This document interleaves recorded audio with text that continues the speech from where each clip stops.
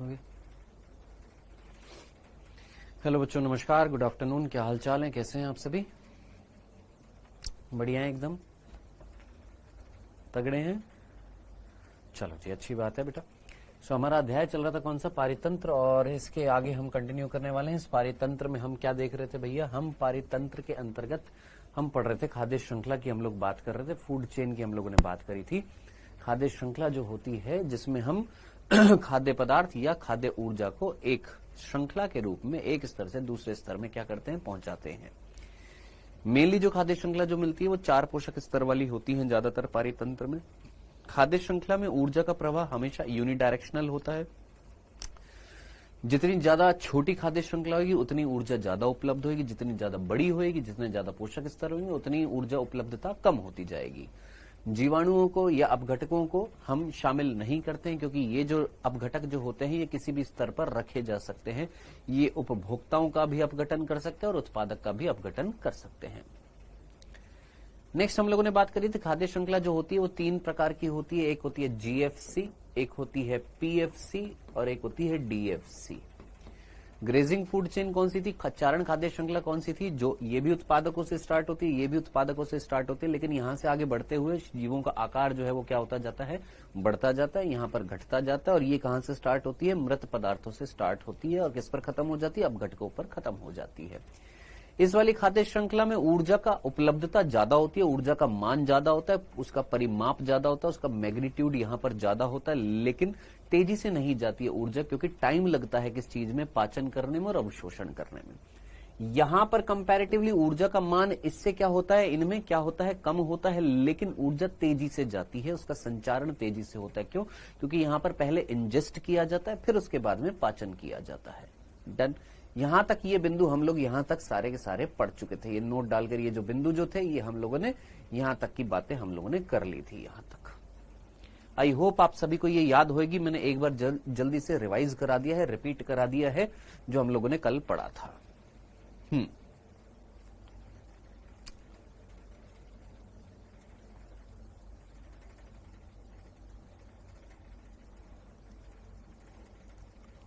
एक बार ये कॉपी करना है, ये वाला कमेंट। फिजिक्स की स्लाइड नहीं आ रही है।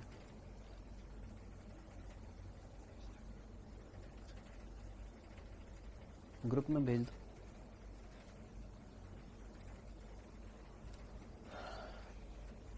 हाँ जी, चलें आगे बढ़े बेटा। चल, अब कुछ मुख्य बिंदु हैं, कुछ स्पेशल पॉइंट्स हैं, कुछ नोट डालकर बिंदु हैं, वो हमें यहां पर पढ़ने हैं। ये पहला बिंदु जो हमारी एनसीईआरटी में दिया हुआ है, कहां दिया हुआ? अभी मत छांटने लग जाना, कहां दिया हुआ है, सवाल समझ नहीं आएगा। अब इस बिंदु पर फोकस करना, ये हमारी एनसीईआरटी में मेंशन है, और ये बिंदु समझने के बाद में हमें बिल्कुल भी समझ में नहीं आता है कि आखिर यहां पर कहना क्या चाह रहा है।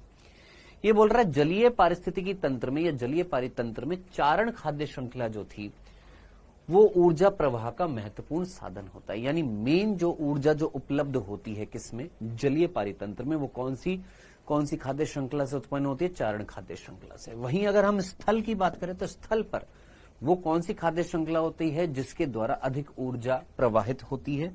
तो वो कौन सी होती है? वो हमारी होती है अपरद खाद्य श्रृंखला।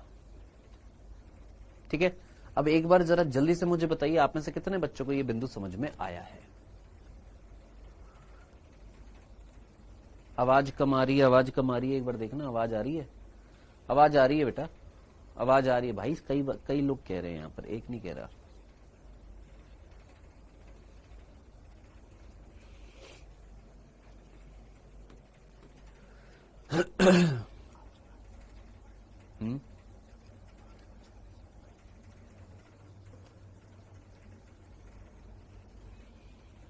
पढ़ाई तो होती नहीं है इस बैच में। कभी आवाज कम आ रही है, कभी ये कम आ रहा है, कभी वो कम आ रहा है, कभी ये, कभी वो, कभी ऐसा, कभी वैसा।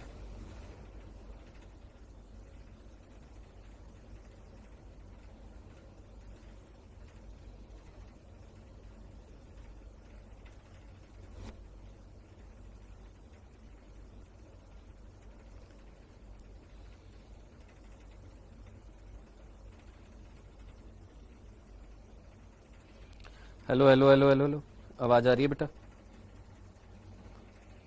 Hello hello hello hello hello, आ तो रही है। Hello hello hello hello. आ तो रही है, यूं ही जबरदस्त टाइम वेस्ट करते हो। हाँ जी, क्या बोला हमने बोला ये हमारे यहाँ पर हिंदी मीडियम की एनसीईआरटी में, इंग्लिश मीडियम की एनसीईआरटी में 2 बिंदु दिए हुए हैं और ये दोनों बिंदु बड़ा कंफ्यूज्ड करते हैं कि जलीय पारितंत्र जो होता है यानी जल के अंदर मैक्सिमम ऊर्जा का प्रवाह जो होता है वो किससे होता है? चारण खाद्य श्रृंखला से। वहीं अगर स्थल की बात करें तो मैक्सिमम ऊर्जा का प्रवाह जो होता है वो किससे होता है भैया? अपरद खाद्य श्रृंखला से। ये चीज समझ में नहीं आती है तो इस चीज को फटाफट समझते हुए आगे बढ़ते हैं। बेटा यहां पर जल्दी से इस बिंदु को समझ लेना ताकि ये चीज समझ में आ जाए। मान लो अगर मैं स्थल की बात करूं, किसकी बात करूं? स्थल की बात करूं तो बेटा हमारे स्थल पर क्या ग्रेजिंग फूड चेन मिलती है? स्थल पर घास को किसने खा लिया भैया? घास को हमारे खरगोश ने खा लिया, खरगोश को लोमड़ी ने खा लिया, लोमड़ी को शेर ने खा लिया। ये हमारी ग्रेजिंग फूड चेन है। हाँ जी बिल्कुल है। उसी तरीके से एक वृक्ष है, वृक्ष पर पक्षी हुए हैं, उन पक्षियों पर कीड़े लगे हुए हैं, वो कौन सी हमारी? सर वो हमारी पैरासिटिक फूड चेन होती है, यानी वो हमारी परजीवी खाद्य श्रृंखला है। सिंपल है। और साथ ही साथ यहां पर अपरद तो मिलेंगे ही मिलेंगे, यानी मृत शरीर तो मिलेगा ही मिलेगा और उनका अपघटन करने वाले अपघटक भी मिलेंगे, यानी हमारी डेट्राइटस फूड चेन भी होगी, यानी हमारी अपरद खाद्य श्रृंखला होगी। तीनों प्रकार की खाद्य श्रृंखला किस पर पाई जाती है? हमारे स्थल पर पाई जाती है। ठीक है जी। अब आप मुझे बताइए, अगर जलीय पारितंत्र की बात करूं, क्या जलीय पारितंत्र में जल में क्या जीएफसी पाई जाती है?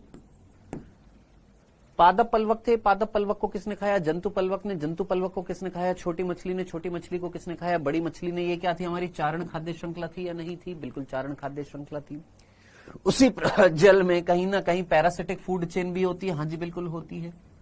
पैरासाइट्स होते हैं, बिल्कुल होते हैं। ठीक है। और क्या डेट्राइटस फूड चेन भी होती है? क्या डीएफसी भी होती है? हाँ जी ये भी होती है। अब हम यहां पर बात कर रहे थे, समझने की कोशिश कर रहे थे कि स्थलीय पारितंत्र में मेन ऊर्जा प्रवाह कौन सी खाद्य श्रृंखला से होता है और जलीय पारितंत्र में मेन ऊर्जा प्रवाह कौन सी खाद्य श्रृंखला से होता है। अब मैं आपसे एक सिंपल सी बात पूछता हूं, मुझे बताइएगा, सिंपल सी बात मुझे बताइएगा, ये वाली फूड चेन जो होगी इसमें उदाहरण हमारा क्या है? घास। घास को किसने खाया? इसमें उदाहरण क्या था भैया? हमारा घास था। घास को किसने खाया? सर खरगोश ने। खरगोश को किसने खा लिया? सर खरगोश को खा लिया किसने? आपके लोमड़ी ने। और लोमड़ी को किसने खा लिया? सर शेर ने खा लिया है। भैया ये मर रहे हैं, मरेंगे? हाँ सर। सिमिलरली एक वृक्ष है, उस वृक्ष पर कौन बैठा हुआ है? सर पक्षी बैठे हुए हैं। पक्षियों के ऊपर कौन बैठे हुए हैं? सर कीड़े बैठे हुए हैं, कीट लगे हुए हैं। क्या है ये पैरासिटिक फूड चेन है। तो जरा सोचिए, इन प्रकार की फूड चेन में, इन प्रकार की खाद्य श्रृंखलाओं में ये जीव मरते भी तो होंगे, इनकी डेड बॉडी भी तो होती होगी ना, मृत शरीर। उन मृत शरीर का अपघटन कौन करेगा? वो जो मृत शरीर है उसका अपघटन कौन करेगा? सर अपघटक। अब मैं आपसे पूछता हूं, इन 3 प्रकार की खाद्य श्रृंखला में मैक्सिमम ऊर्जा का प्रवाह कौन सी खाद्य श्रृंखला से होगा? इतनी सी बात बता दीजिए बस। इन 3 प्रकार की खाद्य श्रृंखला में मैक्सिमम ऊर्जा का प्रवाह कौन सी खाद्य श्रृंखला से होता है? मैक्सिमम ऊर्जा का प्रवाह, अधिकतम ऊर्जा का प्रवाह कौन सी खाद्य श्रृंखला से होगा? खुद सोचिए, ज्यादा से ज्यादा ऊर्जा का प्रवाह कौन सी खाद्य श्रृंखला में होएगा भाई? जिसमें पोषक स्तर कम होंगे।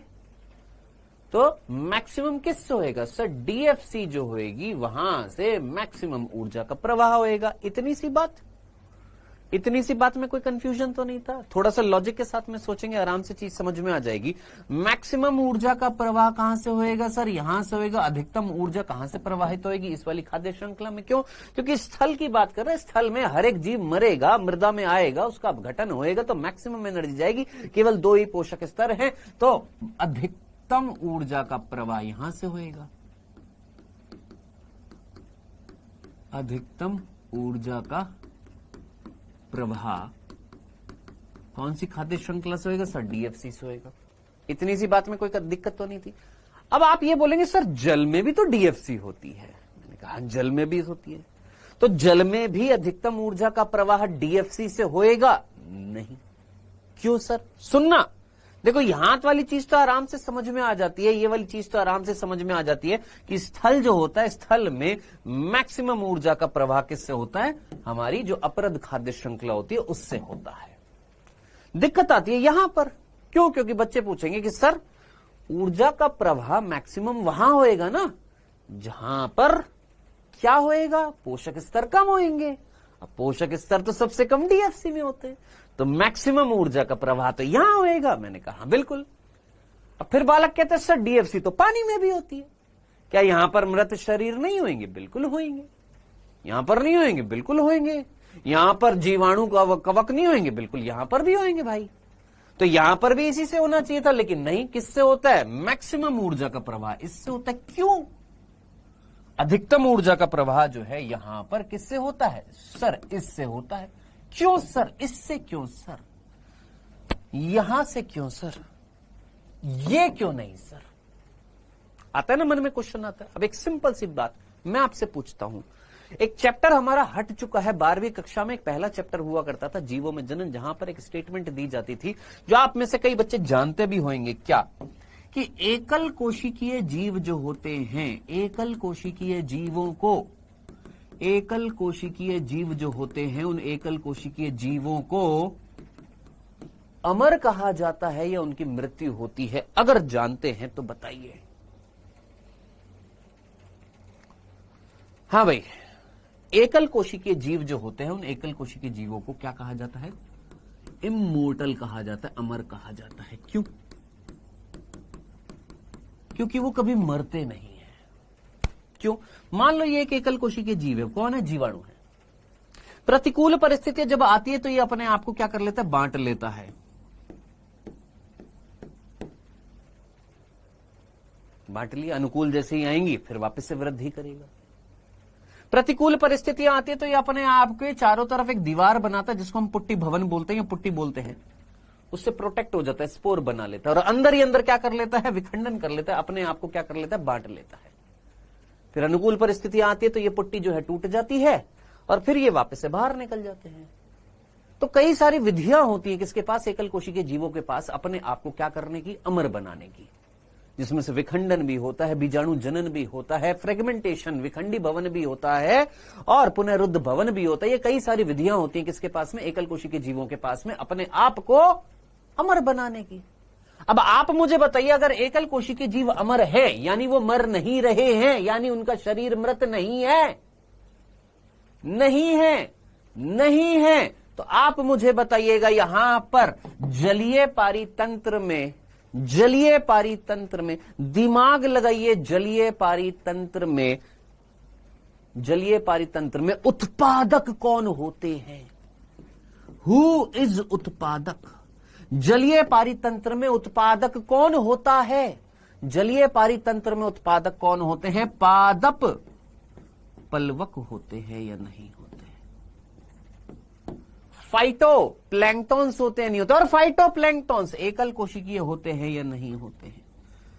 और अगर ये एकल कोशिकीय हैं तो हम कहेंगे कि भैया एकल कोशिकीय तो मरते नहीं है। जब ये मरते नहीं है तो इनका शरीर मृत नहीं होएगा। जब मृत नहीं होएगा तो दिमाग लगा, जब ये मरेंगे ही नहीं, जब ये मर ही नहीं रहे, केवल इनको खाया जा रहा है, ये मर नहीं रहे, केवल इनको खाया जा रहा है। ये मरते नहीं है, इमोर्टल है, मरते नहीं है एकल कोशिकीय जीव। जब ये एकल कोशिकीय मर नहीं रहे, केवल इनको खाया जा रहा है, तो खाने वाली फूड चेन कौन सी होती है?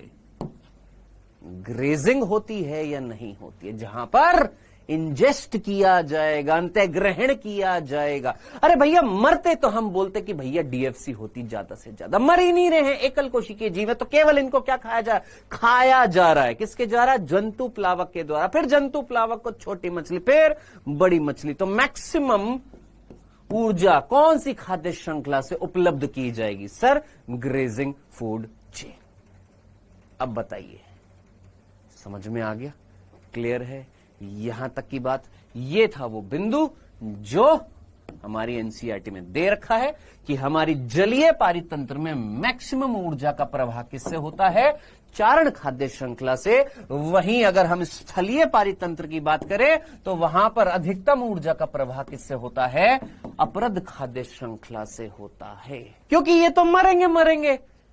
यहां पर उत्पादक कौन थे? स्थलीय पारितंत्र में उत्पादक कौन है? सर उत्पादक तो पादप है, और पादप है तो पादप मरेंगे, और पादप मरेंगे तो भैया यहां पर अब हमारी अपरद खाद्य श्रृंखला चालू रहेगी, मरेंगे, उत्पादक मरेंगे। यहां पर उत्पादक मर ही नहीं रहे, मान ही नहीं रहे हम कि मर रहे हैं। क्यों? क्योंकि इमोर्टल माना जाता है। क्यों? क्योंकि एकल कोशिकीय है। सिंपल।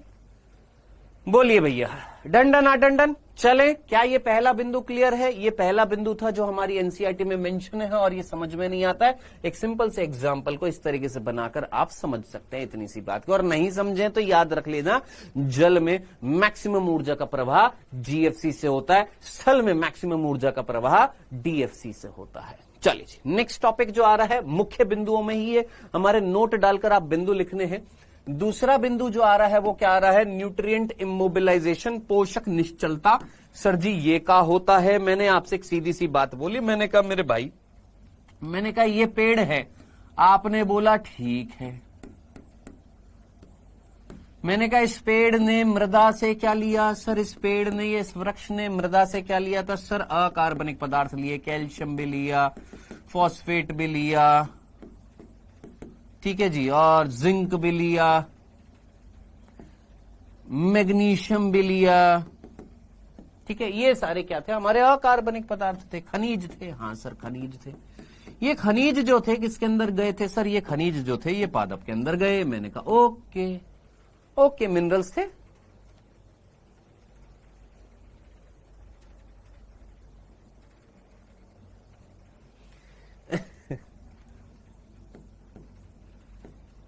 हाँ जी, तो मृदा में क्या मिल रहा था? कैल्शियम, फॉस्फेट, जिंक, मैग्नीशियम, ये सारे क्या मिल रहे थे? सर खनिज मिल रहे थे। और ये खनिज जो थे, ये प्लांट इन खनिजों को क्या कर रहा था? अवशोषित कर रहा था। ये खनिज चाहिए थे, ठीक है सर। खनिज चले गए, किसके अंदर चले गए हैं? सर पादप के अंदर चले गए। अब ये पादप को किसने खाया? सर इस पादप को खरगोश ने खाया। क्या इस खरगोश के अंदर जाएंगे कि नहीं जाएंगे ये खनिज? हाँ सर, मिनरल्स जो हैं ये पादप से खरगोश में गए। खरगोश से किस में गए? सर लोमड़ी में गए। लोमड़ी से किस में गए? सर शेर में गए। क्या ये मिनरल्स जा रहे हैं? हाँ सर मिनरल्स जा रहे हैं। अब शेर जब मर जाएगा तो मृदा में आएगा, या मान लो लोमड़ी को नहीं खाया तो मृदा में आ जाएगी, मरेगी। तो खरगोश को मान लो लोमड़ी ने नहीं खाया, ये बुढ़ापा आ गया और खरगोश मर गया। यानी कुल मिलाकर जो मृत शरीर जो होएगा, उस मृत शरीर के अंदर भी तो ये मिनरल्स होंगे। हाँ सर, ये जो मृत शरीर हो सकता है लोमड़ी का, हो सकता है खरगोश का, हो सकता है इस पादप का ही मृत शरीर हो। क्या उस मृत शरीर के अंदर मिनरल्स हैं? हाँ सर, उस मृत शरीर के अंदर क्या है गुरु? मिनरल्स हैं। अब इस मृत शरीर का क्या होएगा गुरु? अपघटन होएगा। क्या होएगा? इस मृत शरीर का क्या होएगा? अपघटन होएगा। और अपघटन कौन करेगा? सर अपघटक करेंगे। अपघटक जो है वो क्या करेंगे? सर अपघटन करेंगे। अब अपघटन अगर करेंगे तो उस अपघटन के दौरान इस मृत शरीर में किसको तोड़ेंगे? वो कार्बनिक पदार्थ को तोड़ेंगे। हाँ सर, जो कार्बनिक पदार्थ, protein, carbohydrate, lipid, vitamin, nucleic अम्ल, ये सारे जो होंगे कौन होंगे? कार्बनिक पदार्थ। इनको तोड़ेंगे। हाँ सर बिल्कुल तोड़ेंगे। एनर्जी मिलेगी? हाँ जी बिल्कुल मिलेगी। अकार्बनिक पदार्थ का क्या करेंगे? क्या सारा का सारा अकार्बनिक पदार्थ मृदा में डाल देंगे? जितना भी उस मरी हुई डेड बॉडी के अंदर जो मिनरल्स हैं, कैल्शियम, फॉस्फेट, ये सारा का सारा मृदा में डाल देंगे, या थोड़ा बहुत कुछ खुद भी यूज में लेंगे? सोचो, क्या सारा का सारा मिट्टी के अंदर, मृदा के अंदर, ये सारा का सारा खनिज, इस डेड बॉडी के अंदर जो खनिज है, क्या सारा का सारा मृदा में डाल देंगे, या कुछ ये भी यूटिलाइज करेंगे? आप मुझे बताइए, क्या ये अपघटक कौन है? सर ये अपघटक सूक्ष्म जीव हैं। ये सूक्ष्म जीव कौन है? मैंने कहा ये सूक्ष्म जीव जो है जीवाणु है, कवक है। मुझे बता, क्या ये जीवाणु के अंदर प्लाज्मा झिल्ली है? हाँ सर। क्या ये कवक के अंदर प्लाज्मा झिल्ली है? हाँ सर। वो प्लाज्मा झिल्ली किससे बनी होती है? सर प्लाज्मा झिल्ली जो है लिपिड और प्रोटीन से बनी होती है। लिपिड और प्रोटीन जो होते हैं उसमें लिपिड कहीं फॉस्फोलिपिड होता है कि नहीं होता? हाँ जी होता है। फॉस्फोलिपिड जिसका नाम लेसिथिन होता है। तो फॉस्फेट चाहिए कि नहीं चाहिए? अजी बिल्कुल चाहिए। इनको भी फॉस्फेट चाहिए, इनको भी कैल्शियम चाहिए, इनको भी मैग्नीशियम चाहिए, यानी इनको भी खनिज चाहिए। तो गुरु यहां पर मृत शरीर के अंदर जो मिनरल्स थे उसमें से कुछ मिनरल्स ये भी तो यूटिलाइज करेंगे। हाँ जी बिल्कुल करेंगे। तो अब आप मुझे बताइएगा, ये मिनरल्स जब वापस से मृदा में आए, ये मिनरल्स जब वापस से मृदा में आए, तो मृदा में आए थे तो उनमें से कुछ मिनरल्स इन्होंने अगर यूटिलाइज कर लिए, इन्होंने अगर यूज में ले लिए, तो उन मिनरल्स की गति को हमने थोड़ा सा बीच में अवरुद्ध कर दिया। सोचो, यहां से कैल्शियम यहां से यहां गया, यहां से यहां गया, यहां से यहां गया, यहां से यहां गया, यहां से यहां गया, यहां से यहां वापस मृदा में आया। मृदा में आते हुए थोड़ा सा कैल्शियम इन्होंने यूटिलाइज कर लिया। अब क्या ये एक तरीके की निश्चलता कहलाएगी, क्या एक तरीके की इमोबिलाइजेशन कहलाएगा? मोबिलाइजेशन का मतलब होता है लगातार चलते जाना, है ना। चलता का मतलब लगातार चलते जाना, निश्चलता का मतलब बीच में कहीं ना कहीं रुक जाना। तो जरा सोचिए, क्या ये जो चक्रण जो था खनिजों का, ये जो चक्रण था, इस खनिजों के चक्रण से कुछ खनिज बाहर निकल रहे हैं और किसके अंदर आ रहे हैं? सर अपघटक के अंदर आ रहे हैं या नहीं आ रहे? क्या वो इनको यूटिलाइज कर रहे हैं या नहीं कर रहे हैं? वो इनको यूटिलाइज कर लेंगे और खुद मरेंगे नहीं, क्योंकि खुद तो अमर है। तो कहीं ना कहीं इस पोषक चक्रण में कहीं ना कहीं कुछ पोषक पदार्थ जो है इस चक्र से बाहर निकल रहे हैं या नहीं निकल रहे हैं? हाँ जी, बिल्कुल बाहर निकल रहे। इसी प्रक्रिया को क्या बोलते हैं?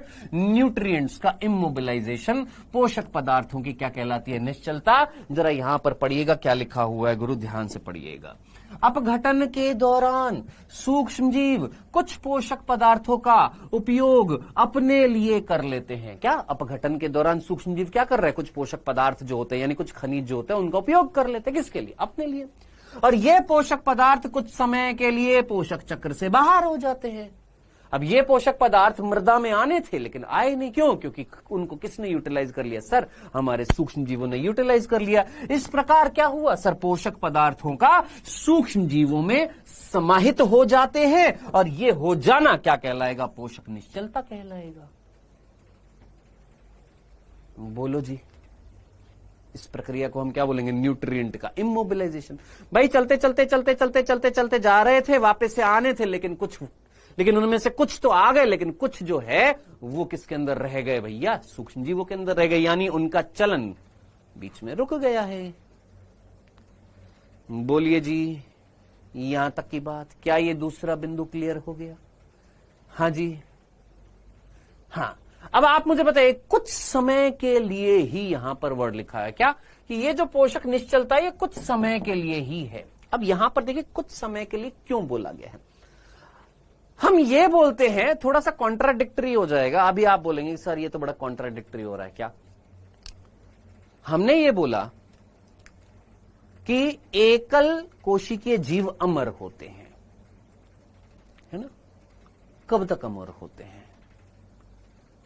ये क्वेश्चन बड़ा कॉन्ट्राडिक्टरी है। कैसे? हमारी एनसीईआरटी ने बोला एकल कोशिकीय जीव अमर होते हैं। कब? आगे रीजन बताना पड़ेगा। एकल कोशिकीय जीवों के पास अगर प्रतिकूल परिस्थितियां आती हैं तो ये अपने आप को उससे बचाने की कोशिश करते हैं। बचा लिया, मान लो ये एकल कोशिकीय जीव था, आसपास प्रतिकूल परिस्थितियां आई, इसने अपने चारों तरफ किसका निर्माण किया? एक दीवार का निर्माण किया, जिसको हम क्या बोलते हैं? पुट्टी बोलते हैं। ठीक है सर, कर लिया। अब क्या किया सर? अंदर ही अंदर इसने अपने आप को विखंडित भी कर लिया। छोटे छोटे खंडों में क्या कर लिया? विखंडित कर लिया। इस प्रक्रिया को बोला जाता है बहुविखंडन। ठीक है जी, ये भी कर लिया। अब अगर अनुकूल परिस्थितियां आएंगी, अब कुछ समय तक हो सकता है ये जो था ये वाला धीरे धीरे नष्ट हो जाए, ये भी नष्ट हो जाए। कब तक? जब तक अनुकूल परिस्थितियां नहीं आ रही हैं। तो ये अंदर यूटिलाइज हो रहा है इनका पोषक पदार्थ, हाँ, धीरे धीरे ये खत्म होते जा रहे हैं। मान लो अगर अनुकूल परिस्थितियां आ गई तो इनमें से जो खत्म हुए वो तो खत्म हो गए, लेकिन कुछ बच गए ना। हाँ सर, बच गए ना। तो इनको हम अमर कब तक बोलेंगे? जब तक अनुकूल परिस्थितियां ना आ जाए तब तक ये अपने आप को बचाए रखने की कोशिश करते हैं। जैसे अनुकूल परिस्थितियां आ जाती हैं ये वापस से अपनी जीव द्रव्य जो छोटा सा था उसको वापस से वृद्धि कर लेंगे। समझ में आया क्या कहना क्या चाह रहा हूं मैं? समझ में आया क्या कहना चाह रहा हूं? वापस से सुनना। मैंने बोला ये एक कोशिका थी, इस कोशिका के बाहर प्रतिकूल परिस्थितियां आई, प्रतिकूल परिस्थितियों में ये मर सकती थी। कौन? ये एकल कोशिका। ये क्या कर सकती थी? मर सकती थी। लेकिन इसने अपने आप को बचाने की कोशिश करी, अपने चारों तरफ एक दीवार बनाई। ठीक है सर। अब दीवार बनाने के बाद मान लो आज प्रतिकूल परिस्थिति आई है, इसने दीवार बना ली। अब अंदर दीवार बनाने के बाद अंदर इसने अपने आप को छोटे छोटे टुकड़ों में भी बांट लिया। चलो कल भी प्रतिकूल है, परसों भी प्रतिकूल है, उसके अगले दिन भी प्रतिकूल है, तो इसने अपने आप को छोटे छोटे खंडों में, छोटे छोटे भागों में बांट लिया। इस प्रक्रिया को हमने क्या बोला? बहुविखंडन बोला। 5 दिन तक जो है प्रतिकूल परिस्थितियां थी, 5 दिनों तक ये सारा काम हुआ। अब छठे दिन पर एनर्जी चाहिए इन कोशिकाओं को, जब नहीं मिलेगी तो इनके अंदर जो फूड मटेरियल है वो यूज में आएगा, जो अंदर प्रोटीन है, जो अंदर कार्बोहाइड्रेट है, पहले वो यूज में आएंगे, फिर फैट यूज में आएगी, फिर प्रोटीन यूज में आएगा। धीरे धीरे जब तक पोषक नहीं मिलेगा तो धीरे धीरे ये कोशिका खत्म। हाँ सर खत्म, ये कोशिका खत्म, अगले दिन तक ये कोशिकाएं खत्म होती जा रही है, खत्म होती जा रही है, खत्म होती जा रही है। हाँ सर खत्म होती जा रही है। अब आप मुझे बताइएगा, दिमाग लगाइएगा, सोचिएगा, ये कोशिकाएं अगर खत्म होती जा रही हैं, ये कोशिकाएं क्या होती जा रही है? खत्म होती जा रही हैं। क्यों? क्योंकि पोषण नहीं मिल पा रहा है। क्यों? क्योंकि प्रतिकूल परिस्थितियां, अब जैसे ही अनुकूल परिस्थितियां आई, ये पुट्टी यहां से हट जाएगी, और पुट्टी यहां से जब हट जाएगी तो कुछ कोशिका बच गई ना इसको जिंदा रखने के लिए, इसलिए बोला जाता है क्या कि ये अमर होते हैं।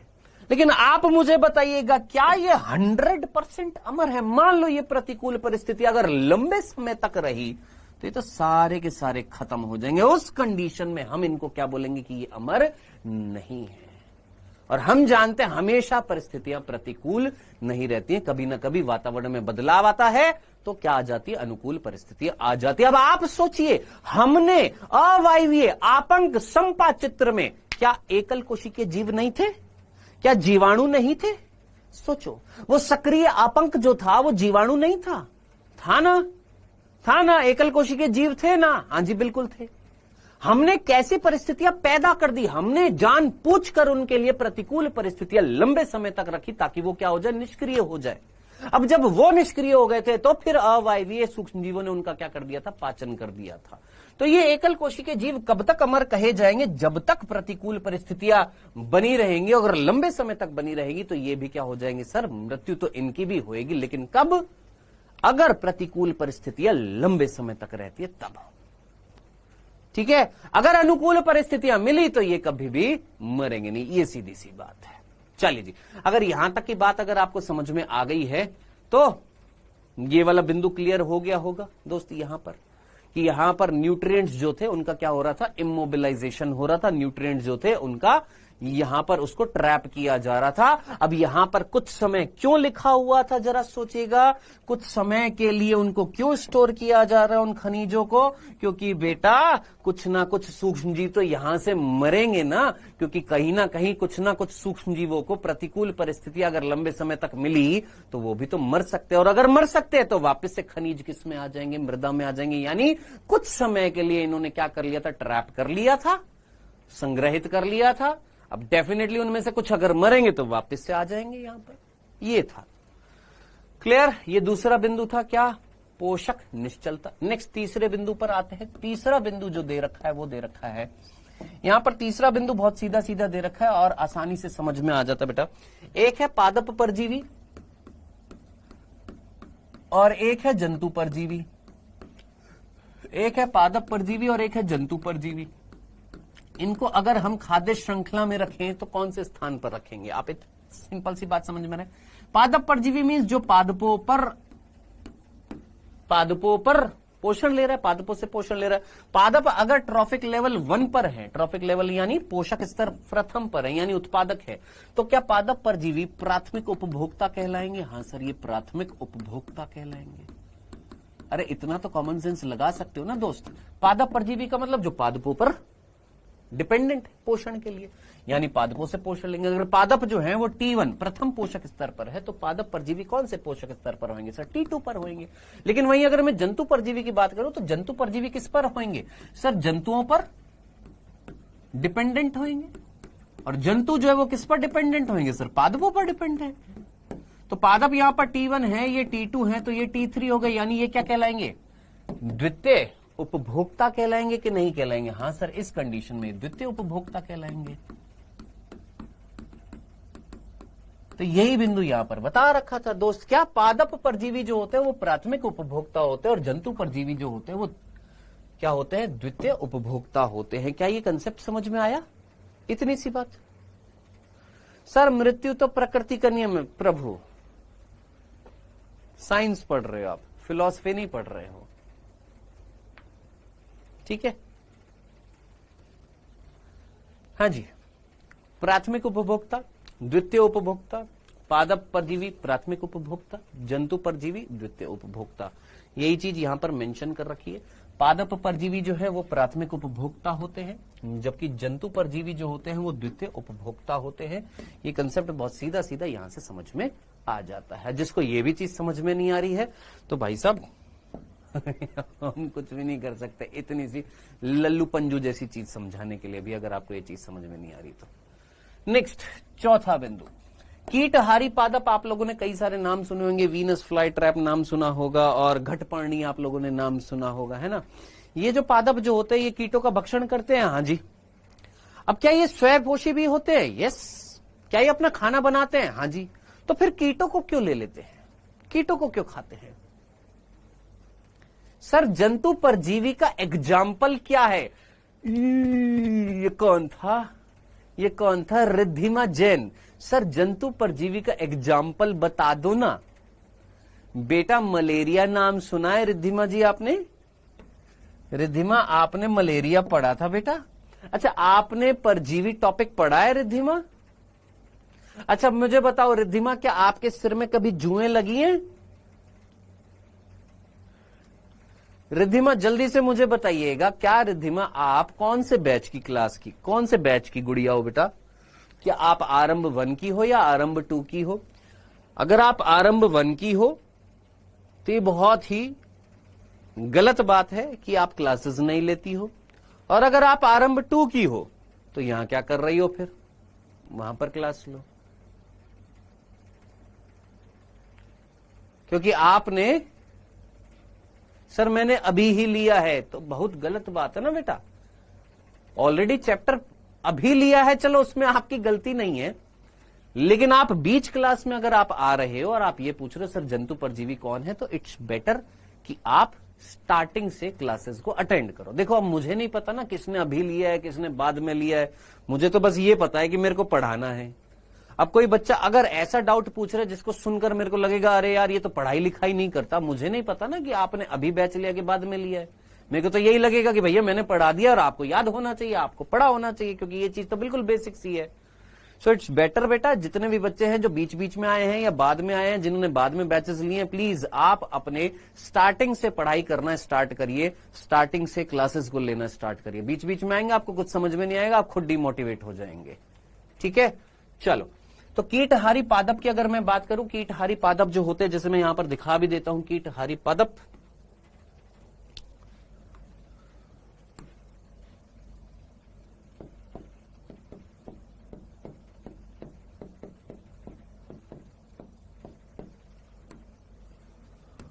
हाँ जी, आप में से कितने बच्चों ने ये वाला पादप देखा है?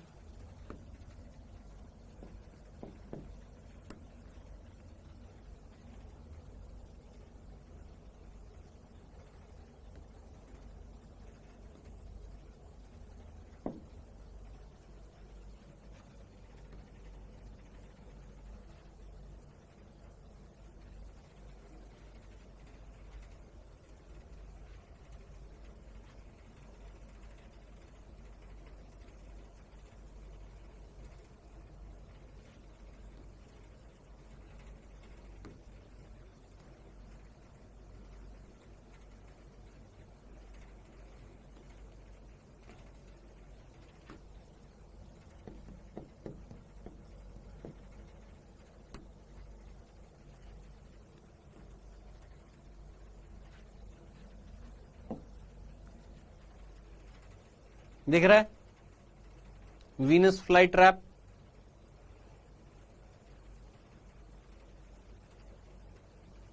बढ़िया दिख रहा है। चल भाई, ढिसुम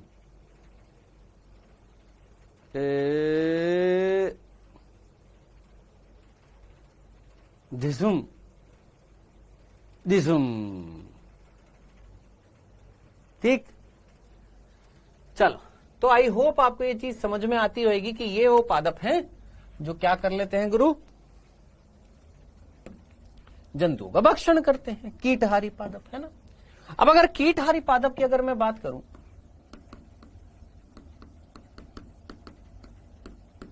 क्या कीटहारी पादप अपना पोषण खुद भी बनाते हैं? हाँ बिल्कुल, स्वयपोषी होते हैं। सर जब स्वयपोषी होते हैं तो फिर वो कीटों से पोषण क्यों ले रहे हैं? कीटों से पोषण क्यों लेते हैं, है ना?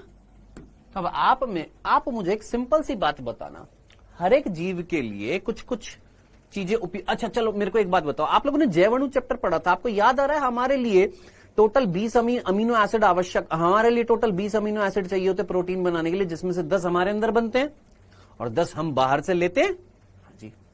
उसी प्रकार ये जो पादप जो होते हैं, इन पादपों को नाइट्रोजन चाहिए होती है और नाइट्रोजन इनको डायरेक्टली मिल नहीं पाती, तो वो नाइट्रोजन प्राप्त करने के लिए कीटों को खा जाते हैं या कीटों को ट्रैप कर लेते हैं, पकड़ लेते हैं। कीट जब अंदर सफोकेशन से मर जाएगा तो उसकी डेड बॉडी में से क्या अवशोषित कर लिया जाएगा? प्रोटीन्स। और उन प्रोटीन से क्या उपलब्ध किया जाएगा? Amino acid. और उस अमीनो एसिड्स में से क्या प्राप्त किया जाएगा? नाइट्रोजन। तो बेसिकली ये कीटहारी पादप जो हैं, ये अपना पोषण खुद तो बनाते ही बनाते हैं, लेकिन नाइट्रोजन के लिए, किसके लिए? नाइट्रोजन के लिए किस पर डिपेंडेंट होते हैं सर? नाइट्रोजन के लिए किस पर डिपेंडेंट होते हैं? कीटों पर डिपेंडेंट होते हैं। तब आप मुझे बताइए, क्या ये दोहरा कार्य नहीं कर रहे? सर ये उत्पादक भी हैं और उपभोक्ता भी हैं। एक पारितंत्र के अंदर ये उत्पादक का कार्य भी कर रहे हैं, उपभोक्ता का कार्य भी कर रहे हैं, यानी डबल रोल प्ले कर रहे हैं। तो कीटहारी पादप जो है ये उत्पादक भी हैं और उपभोक्ता भी हैं।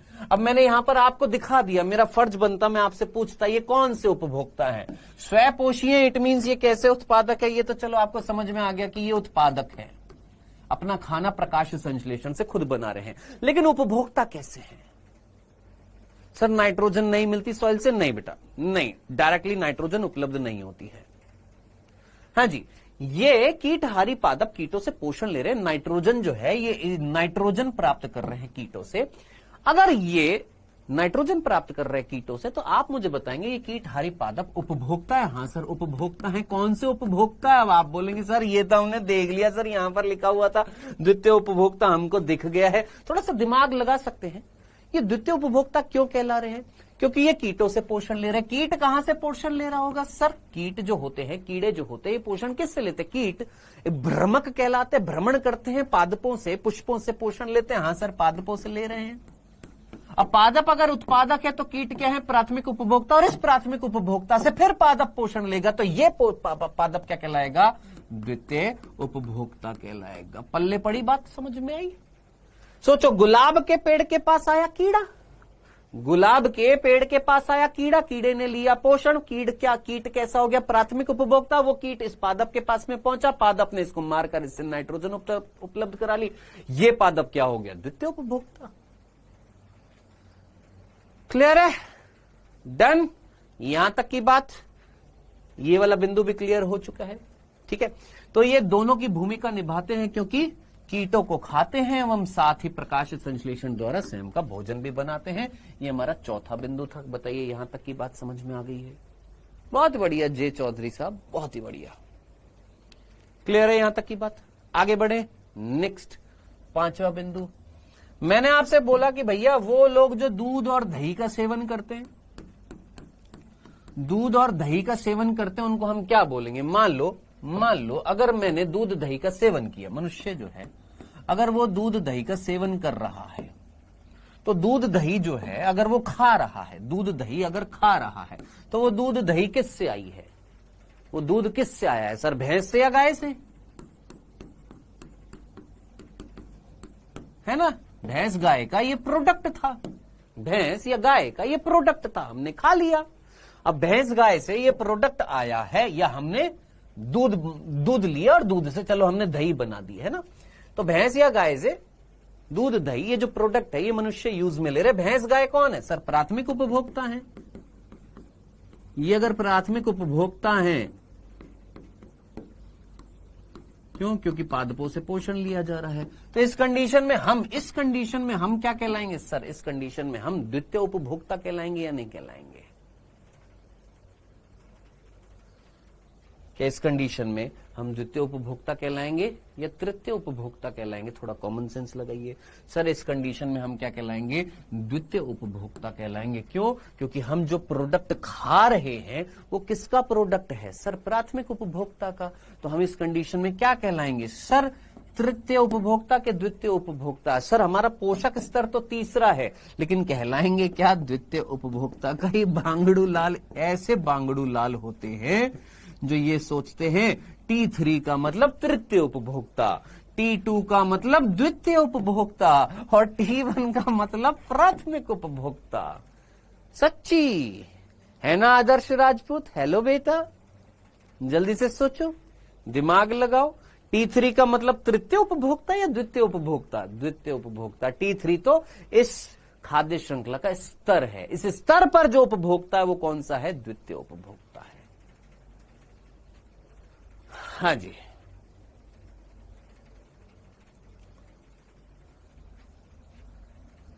चलिए जी। नहीं, मकरंद पकरंद नहीं निकालते हैं। इनकी आकृति कुछ इस प्रकार की होती है कि इनके पास आ जाते हैं ये कीट।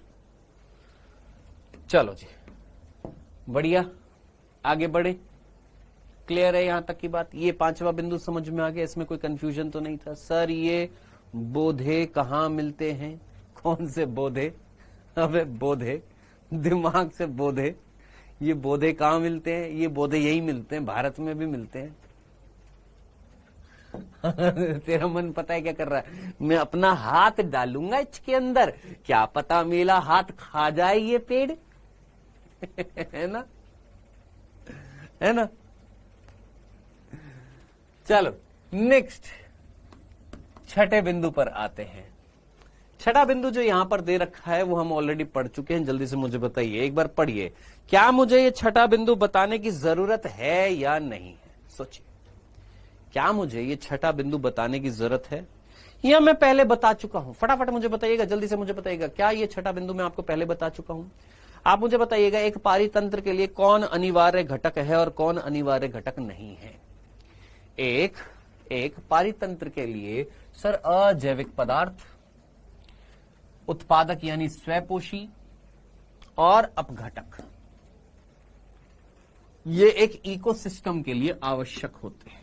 एक स्वचलित या स्वनियमित या स्व अनुरक्षी, self sustaining, self maintaining, self काम करने वाला जो इकोसिस्टम है उसके लिए ये चीजें आवश्यक है। कौन आवश्यक नहीं है? सर उपभोक्ता। कौन से उपभोक्ता? गुरु उपभोक्ता लिखा है। क्यों? क्योंकि अपघटक तो क्या होता है? लघु उपभोक्ता होता है, ये तो चाहिए। गुरु उपभोक्ता जो है उनकी आवश्यकता नहीं है, ये हम पहले भी डिस्कस कर चुके हैं। ठीक है, उपभोक्ता में भी कौन से? लघु के गुरु? गुरु, क्योंकि लघु उपभोक्ता तो यही होता है। अपघटक को ही तो हमने लघु उपभोक्ता बोला था।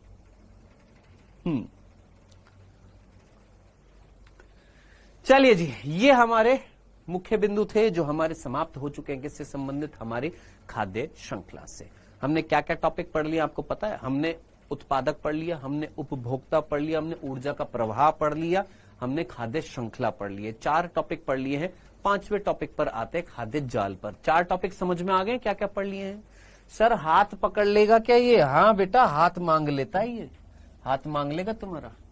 हाँ जी, तो ये जो है हमने कितने टॉपिक पढ़ लिए? 4 टॉपिक पढ़ लिए। कौन कौन सा? सर सबसे पहले हमने उत्पादक पढ़ा था, फिर हमने उपभोक्ता पढ़ा था, फिर हमने ऊर्जा प्रवाह पढ़ा था, और फिर हमने खाद्य श्रृंखला देखी थी। नेक्स्ट अगला जो टॉपिक जो आता है A, B, C, D, मैं वो स्लाइड लेकर नहीं आया हूं इसलिए मैंने यहां पर लिख दिया। नेक्स्ट अगला जो टॉपिक हम पढ़ने वाले हैं वो क्या पढ़ने वाले हैं? खाद्य जाल की बात करने वाले। अब सब खाद्य जाल क्या होता है? हाँ जी, डॉक्टर अभय कह रहे सर हमको छठा बिंदु समझ में नहीं। बेटा पहला लेक्चर देखना डॉक्टर अभय, ऑलरेडी बता दिया था फर्स्ट लेक्चर में। हाँ जी, खाद्य जाल जो है, ये खाद्य जाल जो है, ये खाद्य जाल क्या है? मैंने आपसे एक सिंपल सी बात कही। मैंने बोला कि मेरे भाई एक है पादप को खाने वाला, कौन है? खरगोश। हाँ सर खरगोश, या घास लिख देता हूं। घास को खाने वाला कौन? खरगोश। खरगोश को खाने वाली कौन? लोमड़ी। लोमड़ी को खाने वाला कौन? शेर। ठीक है सर। घास को खाने वाला सर हिरण, हिरण को खाने वाला शेर, घास को खाने वाला टिड्डा, टिड्डे को खाने वाला सांप, टिड्डे को खाने वाला मेंढक, मेंढक को खाने वाला सांप, सांप जो है खरगोश को भी खा सकता है। ठीक है जी। लोमड़ी जो है वो मेंढक को भी तो खा सकती है। हाँ जी, ठीक। तो इस तरीके से कई सारी खाद्य श्रृंखलाएं जब एक दूसरे से क्या हो, लिंक्ड हो, एक दूसरे से क्या हो सर, लिंक्ड हो, एक दूसरे से संलग्न हो, तो ऐसा जो जाल जो बनता है, ये इस प्रकार का जो जाल बनता है उसको हम इंग्लिश में बोलते हैं फूड वेब और हिंदी में बोलते हैं खाद्य जाल। कि भाई घास थी, घास को टिड्डे ने खाया, टिड्डे को चिड़िया भी खा सकती है, टिड्डे को उल्लू भी खा सकता है। ठीक है। और इस घास को खरगोश ने खाया, खरगोश को लोमड़ी भी खा सकती है, लोमड़ी को शेर भी खा सकता है। ठीक है मेरे भाई। इसी तरीके से ये धान है, धान को ये टिड्डा भी खा सकता है, टिड्डे को ये फिर से खा सकती है, इसको ये फिर से खा सकता है। तो कहने वाली बात है कि कई सारी खाद्य श्रृंखलाएं जो है जब एक दूसरे से संबंध रखती है, एक दूसरे से इंटरलिंक्ड होती हैं, तो इस मिलकर क्या बनाती है, जाल बनाती है, जिसको हम क्या बोलते हैं, खाद्य जाल। क्या इतनी सी बात समझ में आई?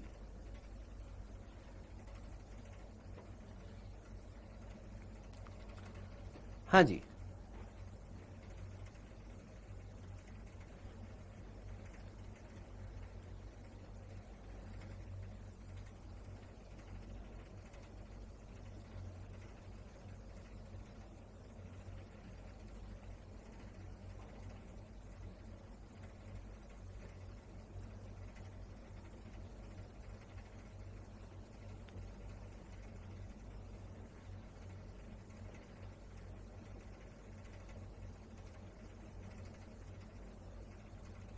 इतनी सी बात क्लियर है?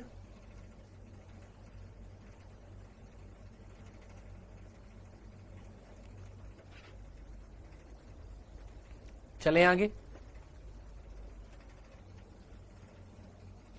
ठीक है, चल। अब मैं आपसे बोल रहा हूं, घास, खरगोश, लोमड़ी, शेर, इस वाले कंसेप्ट में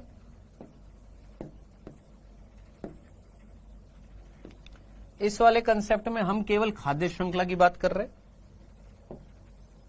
और इस वाले कंसेप्ट में हम खाद्य जाल की बात कर रहे हैं। दो अलग अलग चीजें आपको दिखाई दे रही हैं, दो अलग अलग चीजें आपको दिखाई दे रही हैं। यहां पर हम किसकी बात कर रहे हैं, खाद्य जाल की। यहां पर कौन है सर, खाद्य जाल, और ये कौन है सर, खाद्य श्रृंखला। ये एक श्रृंखला है और ये जाल है। अब मैं आपसे एक सिंपल सी बात पूछता हूं, मुझे एक सिंपल सी बात बताइएगा, इनमें से कौन सी परिस्थिति में भोजन की उपलब्धता अधिकतम है और कहां पर भोजन सीमित रहेगा? हाँ जी, कहां पर भोजन उपलब्धता सीमित है और कहां पर भोजन अत्यधिक मिलेगा?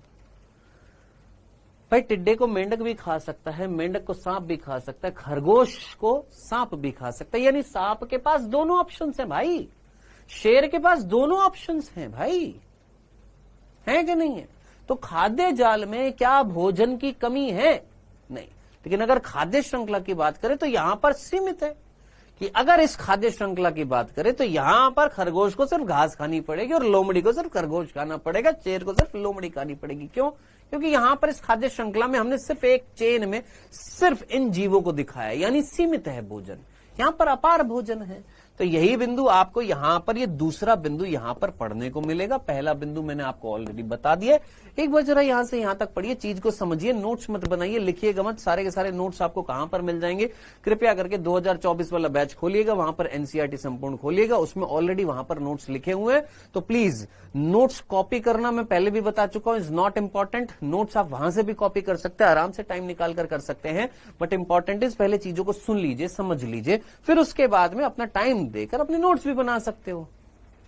और जब नोट्स बनाओगे तो उस टाइम पर एक बार फिर से रिवाइज हो जाएगा, एक बार फिर से रिवीजन हो जाएगा आपका। बड़े इकोसिस्टम में अनेक खाद्य श्रृंखलाएं आपस में विभिन्न पोषक स्तरों पर संबंधित होकर खाद्य जाल बनाती हैं। यानी अगर एक बड़े इकोसिस्टम की बात कर लें, बड़े इकोसिस्टम की बात कर ले तो कई सारी खाद्य श्रृंखलाएं जो होती है आपस में संबंधित होकर क्या बनाती है, एक जाल बनाती है जिसको हम खाद्य जाल बोलते हैं। इसमें भोजन का प्रवाह एक दिशीय होता है परंतु अनेक मार्गों से होता है। भोजन का प्रवाह जो है वो होगा तो एक दिशा में, लेकिन अनेक मार्गों से होएगा। भोजन का प्रवाह तो एक ही दिशा में होएगा, उत्पादक से उपभोक्ता की तरफ होएगा, उपभोक्ता से उत्पादक की तरफ नहीं होएगा, लेकिन कई सारे मार्गों से हो सकता है। नेक्स्ट यहां पर क्या लिखा हुआ है, खाद्य जाल में प्रत्येक पोषक स्तर पर उपस्थित जीवों को खाने के लिए अपनी इच्छा तथा स्वाद अनुसार भोजन उपलब्ध होता है। खाद्य जाल में बात करें तो हर एक जीव के लिए अलग अलग जीव है खाने के लिए, तो स्वाद अनुसार अलग अलग अपनी इच्छा के अनुसार भोजन उपलब्ध हो सकता है कि शेर जो है वो हिरण को भी खा सकता है, शेर जो है वो गाय को भी खा सकता है, शेर जो है वो किसी को भी खा सकता है। क्यों? क्योंकि एक बड़े पारितंत्र में कई सारी खाद्य श्रृंखला एक दूसरे से संबंधित है। प्रत्येक जीव के पास खाने के लिए एक से अधिक विकल्प होते हैं, किसमें? खाद्य जाल में, लेकिन वहीं यह व्यवस्था खाद्य श्रृंखला में उपस्थित नहीं होती है। अब यही व्यवस्था अगर हम खाद्य श्रृंखला की बात करें तो क्या वहां पर विकल्प है क्या? बहुत सारे नहीं है।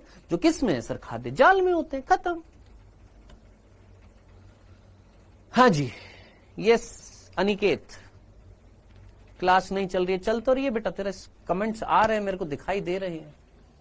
क्या ये दोनों बिंदु क्लियर हो गए आपको? क्या इन दोनों बिंदुओं में कोई कंफ्यूजन तो नहीं था? यहां तक की बात तर्केश्वर राय, डन, सिंपल सी बात है। चलिए अगले बिंदु पर आते हैं। मैंने बोला यार खाद्य जाल जो है कई सारी खाद्य श्रृंखलाओं से बनी हुई है, ठीक है। मैंने एक सिंपल सा क्वेश्चन पूछा, मैंने बोला एक खाद्य जाल है जो 50 खाद्य श्रृंखला से बनी हुई है, एक खाद्य जाल है जो 5 खाद्य श्रृंखला से बनी हुई है। खाद्य जाल किससे बनी होती है? खाद्य श्रृंखलाओं से। एक खाद्य जाल है जो 50 खाद्य श्रृंखलाओं से बनी हुई है, एक खाद्य जाल है जो केवल 5 खाद्य श्रृंखलाओं से बनी हुई खाद्य श्रृंखला, ठीक है। ये बड़ा पारितंत्र होगा, ये छोटा है, ऑब्वियस सी बात है। 50 खाद्य श्रृंखला यानी इतने सारे जीव होंगे, 50 खाद्य श्रृंखला है तो बड़ा इकोसिस्टम होएगा। ये छोटा इकोसिस्टम होएगा जहां पर केवल 5 खाद्य श्रृंखलाएं हैं।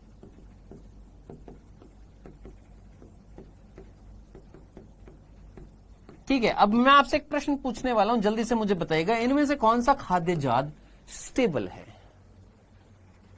इनमें से कौन सा खाद्य जाल स्टेबल है? इनमें से कौन सा खाद्य जाल स्टेबल है? कौन सा खाद्य जाल इनमें से स्टेबल होएगा? जल्दी से मुझे आंसर बताइएगा।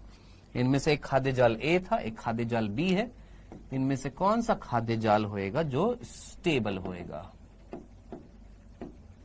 ये ए है, ये बी है, ये समुद्र में मिलने वाली और ये झील में मिलने वाली।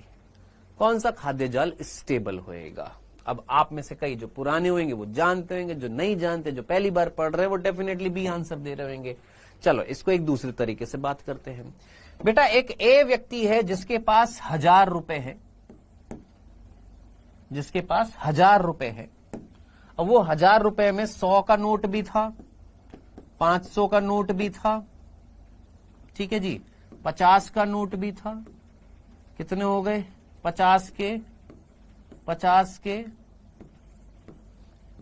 4 नोट थे, 200, 300, 100 के 3 नोट थे, 300, 800 और ये हो गया अपने पास काम। ठीक है जी, 50 के 4 नोट हैं, 50 रुपए के 4 नोट है, 100 रुपए के 3 नोट है, 500 रुपए का 1 नोट है। ठीक है सर। अब ये जो बी व्यक्ति जो था इसके पास 10 रुपए थे, या इस व्यक्ति के पास 100 रुपए थे, इसके पास 100 रुपए थे, जिसके पास 50-50 के 2 नोट थे। सिंपल सी बात मैं पूछ रहा हूं, सिंपल सी बात मैं पूछ रहा हूं। एक व्यक्ति ए है जिसके पास 1000 रुपए, वो 1000 रुपए किस तरीके से थे? एक 500 का नोट था, 100 के 3 नोट थे, 50-50 के 4 नोट थे, हो गए 500। सिमिलरली एक बी व्यक्ति है जिसके पास टोटल 100 रुपए थे, उसके पास 50-50 रुपए के 2 नोट थे। अब मैंने आपसे में से किसी एक बच्चे को बोला कि जा बेटा इससे पैसे चुरा कर लिया। वो बेटा जो था इससे पैसे चुराने गया। इनमें से एक व्यक्ति से पैसे चुराए, इसके 500 रुपए, इसके 50 रुपए जो है चुरा लिए, ले आया। और मैंने कहा इससे चुरा कर ला, अब इसके पास यही एक ऑप्शन था, इसके ये वाले पैसे चुरा कर ले आया। अब मुझे बता, ज्यादा नुकसान किसको होता हुआ दिखाई दे रहा है? 1000 में से उसके 50 रुपए चोरी हो गए, अभी भी 950 बच रहे हैं। हाँ जी, 100 में से 50 चोरी हो गए, केवल 50 ही तो बच रहे हैं, यानी 50% पैसा उड़ गया। क्या यहां पर 50% पैसा उड़ा? यहां पर 50% पैसा खत्म हो गया। क्या यहां 50% पैसा खत्म हुआ? नहीं ना, ये अभी भी जीवन यापन कर सकता है। आज की दिनचर्या में जो इसको काम करना था वो कर सकता है। हाँ जी, बिल्कुल कर सकता है। तो इतनी सी बात सुनने समझने के बाद इस एग्जाम्पल से मैं आपसे पूछता हूं, एक खाद्य जाल था जिसमें 50 खाद्य श्रृंखला थी, एक खाद्य जाल है जिसमें 5 खाद्य श्रृंखलाएं हैं। अब मैं कहता हूं इनमें से अगर 3 खाद्य श्रृंखला अगर खराब हो जाए और यहां से 3 खाद्य श्रृंखला अगर खराब हो जाए तो ज्यादा नुकसान किसको होएगा? थोड़ा कॉमन सेंस लगा। ये एक खाद्य जाल जिसमें 5 खाद्य श्रृंखला थी, जिसमें से अगर 3 खराब हो गई या 3 समाप्त हो गई, 3 विलुप्त हो गए जीव, या 3 खाद्य श्रृंखलाओं के जीव खत्म हो गए, तो ये डिसबैलेंस हो जाएगी। यहां पर 50 में से 3 अगर खत्म भी हो गए हैं तो क्या ज्यादा फर्क पड़ेगा या कम फर्क पड़ेगा? सर ये 500 का नोट चुरा गया, ये ले मेरे भाई, ले 50 के नोट थे सारे, अब बता, ले सारे के सारे किसके नोट थे? 50 के नोट थे, ठीक है। सारे के सारे किसके नोट थे? 50 के नोट थे। खुश? सर 500 का चुरा लिया तो मेरे को पता था तुम में से कुछ होंगे ऐसे, सर 500 का चुरा लिया तो ले, मैंने यहां पर सारे के सारे नोट किसके कर दिए? 50 के कर दिए, बस खुश राजी, सारे के सारे नोट 50 के। अब सिर्फ 50 का ही चुरा सकता है वो, ठीक, खुश ना? तो कहने वाली बात क्या थी, समझने वाली बात क्या थी? भैया इस खाद्य जाल में से अगर 5 खाद्य श्रृंखलाओं में से 3 अगर खत्म हो गई, केवल कितनी बच गई? 2 बच गई। यहां पर 50 में से 3 खत्म हो गई, 47 बच रही, यानी ज्यादा नुकसान किसको हो रहा है? इसको हो रहा है कि इसको हो रहा है? इसको हो रहा है। तो कौन ज्यादा स्टेबल है? सर ये ज्यादा स्टेबल है। खत्म, इतनी सी बात थी। आई होप इतनी सी बात समझ में आ गई होगी। जरा एक बार ये 2 बिंदु हमने पढ़ लिए थे, एक बार तीसरा बिंदु और पढ़ ले। खाद्य जाल जितना जटिल होएगा मींस ज्यादा से ज्यादा खाद्य श्रृंखलाएं होंगी, इकोसिस्टम उतना ही स्थायी होता है, पारितंत्र उतना ही क्या होएगा? स्टेबल होएगा। ऐसा इकोसिस्टम प्राकृतिक रूप से नष्ट नहीं होता है एवं लंबे समय तक बना रहता है। ऐसा पारितंत्र इजीली समाप्त नहीं होएगा। क्यों? क्योंकि इतनी सारी खाद्य श्रृंखलाएं तो वो जल्दी समाप्त नहीं होएगा प्राकृतिक रूप से। जिस इकोसिस्टम में खाद्य जाल सरल होता है, एक ऐसा पारितंत्र जिसमें खाद्य जाल कैसा होएगा? सरल होएगा, यानी कम खाद्य श्रृंखलाएं होंगी, वह अधिक अस्थायी होएगा, यानी वो कम स्टेबल होएगा, अर्थात कभी भी समाप्त हो सकता है। यदि किसी पोषक स्तर पर कोई परिवर्तन हुआ तो वो क्या हो सकता है? खत्म हो सकता है।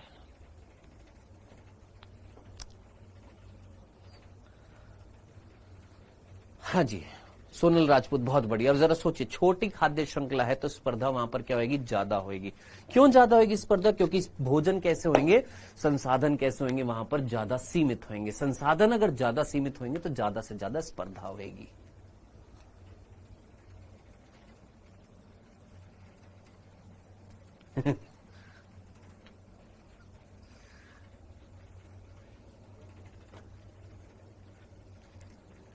सर जैसे मेरे 50 पड़ोसी और ममता भारती के 5 पड़ोसी हैं, आपातकाल में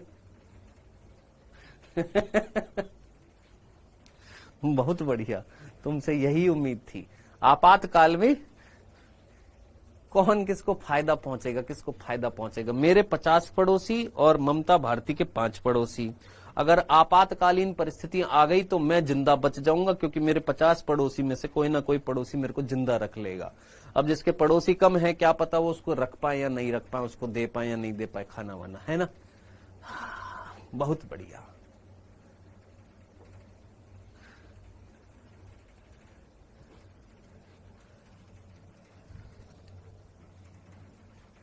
चलो जी, क्या ये चीज क्लियर है? ये खाद्य जाल समझ में आ गया। ये हमारा खाद्य जाल हमने इतना सा ही पढ़ना था, खत्म। ये हमारा खाद्य जाल खत्म हुआ। चलिए जी, ये हमने क्या पढ़ लिया सर? खाद्य जाल।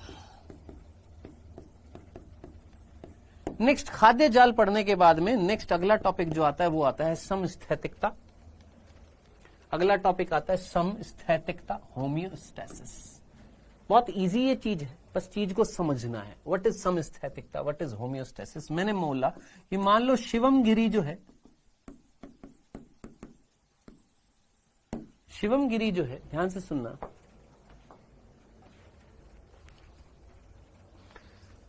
शिवम गिरी जो है और डॉक्टर एनएसपी जो है,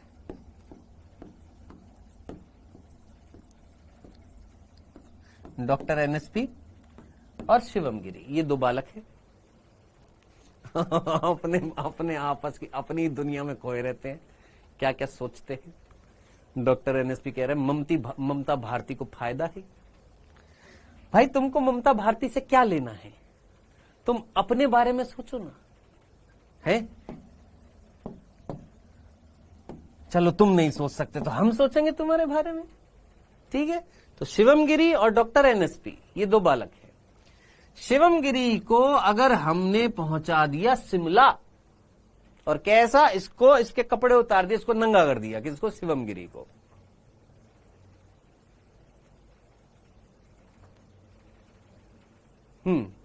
नहीं, विपिन रावत बाद में मैंने देखा था, इसको थोड़ा बहुत पढ़ना पड़ेगा, थोड़ा सा, ज्यादा कुछ नहीं है, एक पेज है बस, ज्यादा नहीं है विपिन, ठीक है? हाँ जी, हमने शिवम गिरी को क्या किया? हमने शिवम गिरी को भेज दिया कहां पर? शिमला।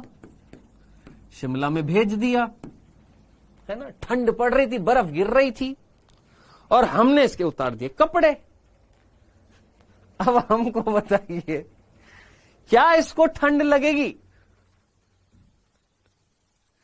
बहुत मजे आते ना तेरे को, बताओ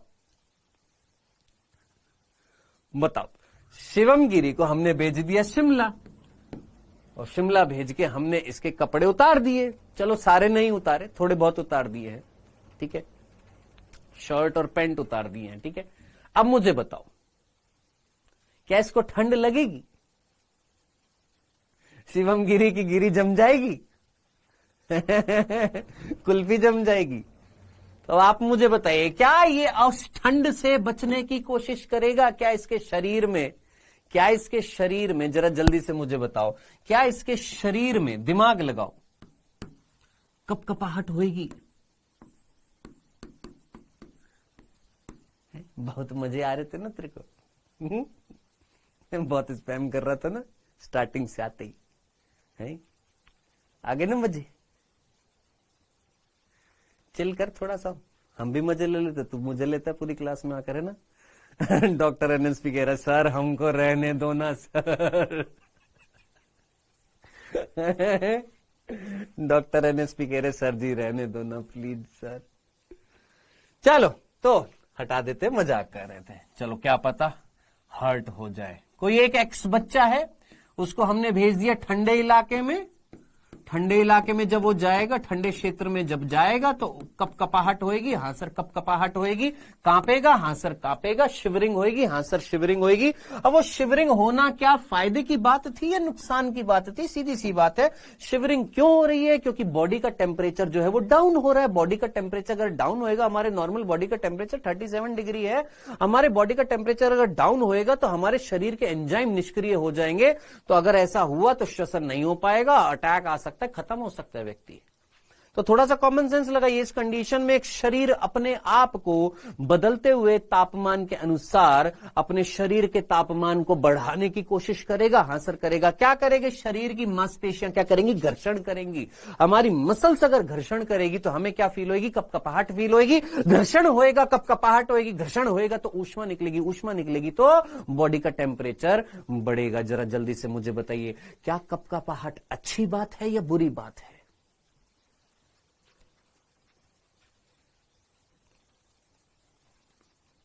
जल्दी बताओ, जल्दी बताओ, क्या ये कपकपाहट अच्छी बात थी या नहीं थी? क्या इस कपकपाहट के द्वारा हम शरीर के तापमान को शरीर के तापमान को नियंत्रित करने की कोशिश कर रहे थे या नहीं? सिंपल सा क्वेश्चन पूछ रहा हूं, क्या शरीर के तापमान को नियंत्रित करने की कोशिश कर रहे थे कपकपाहट पैदा करके? डन है ना? कपकपाहट हुई यानी शरीर का तापमान बढ़ रहा है। ठीक है, अब हमने जो वाई बच्चा जो था उसको हमने गर्म क्षेत्र में भेज दिया। अब आप लोग जानते हैं किसको भेजा है हमने? कहां पर भेज दिया? गर्म क्षेत्र में भेज दिया और उसके भी कपड़े उतार दिए, है ना? अब बताओ, क्या उसको ठंड लगेगी या गर्मी लगेगी? नहीं, उसको हमने कपड़े नहीं उतारे, उसको हमने कंबल उड़ा दिया। सोचो, हमने यहां पर जो वाई बच्चा जो था उसको हमने राजस्थान में भेज दिया और उसको स्वेटर पहना दिया। मई के महीने में, जून के महीने में, जुलाई के महीने में हमने उसको क्या पहना दिए? 4-5 कपड़े पहना दिए हैं। अब बताओ, गर्म क्षेत्र में बैठा दिया और कंबल भी उड़ा दिया, 4-5 स्वेटर पहना दी, जैकेटें पहना दी। अब बताओ क्या होएगा? क्या होएगा? क्या उसकी बॉडी का टेम्परेचर बढ़ेगा? हाँ सर, ऑब्वियस ही बात है। एक तो बाहर टेम्परेचर ज्यादा, ऊपर से कपड़े ज्यादा, पहले बॉडी का टेम्परेचर बढ़ेगा। हाँ जी, बढ़ेगा। और बॉडी का अगर टेम्परेचर बढ़ेगा तो अगर तापमान ज्यादा होता जाएगा, शरीर के एंजाइम जो प्रोटीन प्रकृति के, उनका क्या हो जाएगा? निष्क्रियकरण हो जाएगा। क्या हो जाएगा? विकृतीकरण हो जाएगा, डीनेचुरेशन हो जाएगा। आप जानते हो, डीनेचुरेशन हो गया तो एंजाइम काम नहीं करेंगे। यहां पर भी अटैक आ सकता है। क्यों? क्योंकि श्वसन करने वाले एंजाइम अगर क्या हो गए भैया, काम करना बंद कर दिए तो श्वसन नहीं होएगा। तो कुल मिलाकर गर्म क्षेत्र में जाएंगे तो यहां पर क्या आएगा सर? पसीना आएगा। अब पसीना अगर आ रहा है तो क्या ये पसीना फायदेमंद है? ये देखो बच्चों वाली चीज है, फटाफट मुझे बताइए। पसीना आएगा तो क्या आएगा सर? पसीना आएगा, वाटर निकलेगा, वाटर जो है इवेपोरेट होएगा। पसीना जो है वो पानी की बूंदे ही तो है, साथ ही साथ खनिज भी आ रहे हैं थोड़े बहुत।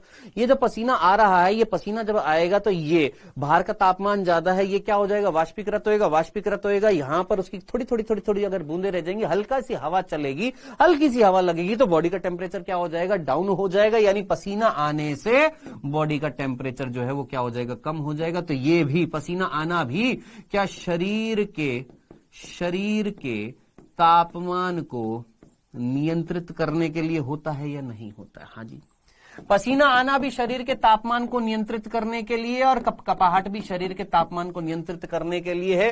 तो जरा सोचिए, क्या हम ऐसे जीव हैं जो अपने शरीर के तापमान को स्टेबल करने की कोशिश करते हैं, नियंत्रित करने की कोशिश करते हैं, मेंटेन करने की कोशिश करते हैं, सस्टेन करने की कोशिश करते हैं, रेगुलेट करने की कोशिश करते हैं? ऐसे जीवों को क्या बोला जाता है? होम्योथर्मल बोला जाता है। और इस परिस्थिति को होम्योस्टेसिस कहा जाता है। क्या इतनी सी बात समझ में आ गई है? क्या इतनी सी बात समझ में आ गई है? ऐसे जीव जो अपने शरीर के तापमान को रेगुलेट करने की क्षमता रखते हैं, ऐसे जीवों को क्या बोला जाता है? होम्योथर्मल कहा जाता है, समस्थैतिक जीव कहा जाता है। और इस परिस्थिति को, इस प्रक्रिया को क्या कहा जाता है? होम्योस्टेसिस कहा जाता है, समस्थैतिकता कहा जाता है। अगर ये इतनी सी बात अगर आपको समझ में आ गई है, अगर आपको इतनी सी बात अगर आपको समझ में आ गई है, तो अब आप मुझे बताइएगा, क्या ऐसी परिस्थिति, साइड में कर रहा हूं, क्या ऐसी परिस्थिति हमारे पारितंत्र में मिलती है? कैसे सर? सोचो, एक पारितंत्र जो था, उस पारितंत्र में क्या मिल रही है सर? खाद्य जाल मिल रहा है। वो खाद्य जाल किससे बना हुआ है सर? खाद्य श्रृंखलाओं से बना हुआ है। उस खाद्य श्रृंखलाओं में अगर कुछ गड़बड़ी आई, उन खाद्य श्रृंखलाओं में प्राकृतिक रूप से कोई कमी आई, मान लो एक खाद्य श्रृंखला में मान लो एक जीव अगर विलुप्त होता जा रहा है, तो क्या हमारा पारितंत्र अपने आप को नियंत्रित करने की कोशिश करेगा, अपने आप को बचाने की कोशिश करेगा या नहीं करेगा? जैसे एक जीव अपने आप को बचाने के लिए समस्थैतिकता दिखा रहा था, क्या ऐसे पारितंत्र भी अपने आप को बचाने के लिए स्वयं नियंत्रण दिखाएगा या नहीं दिखाएगा? बस इतनी सी बात मैं पूछना चाहता हूं।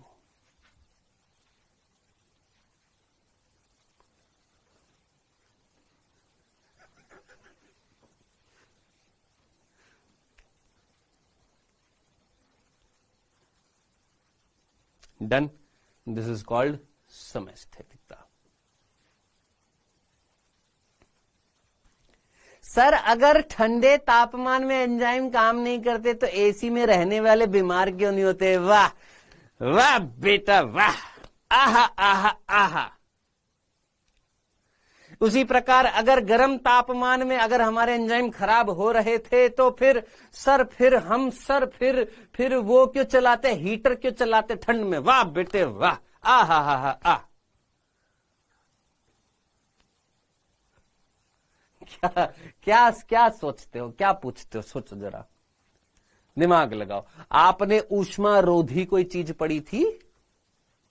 कोई जीव अगर ऊष्मा रोधी है तो उसके वो एंजाइम कहीं ना कहीं ऊष्मा के खिलाफ काम करने की चेष्टा कर सकते हैं, क्षमता रखते हैं। अच्छा मुझे बताओ, टैक पॉलीमरेज क्यों इतने हाई डिग्री पर काम कर रहा था? क्यों?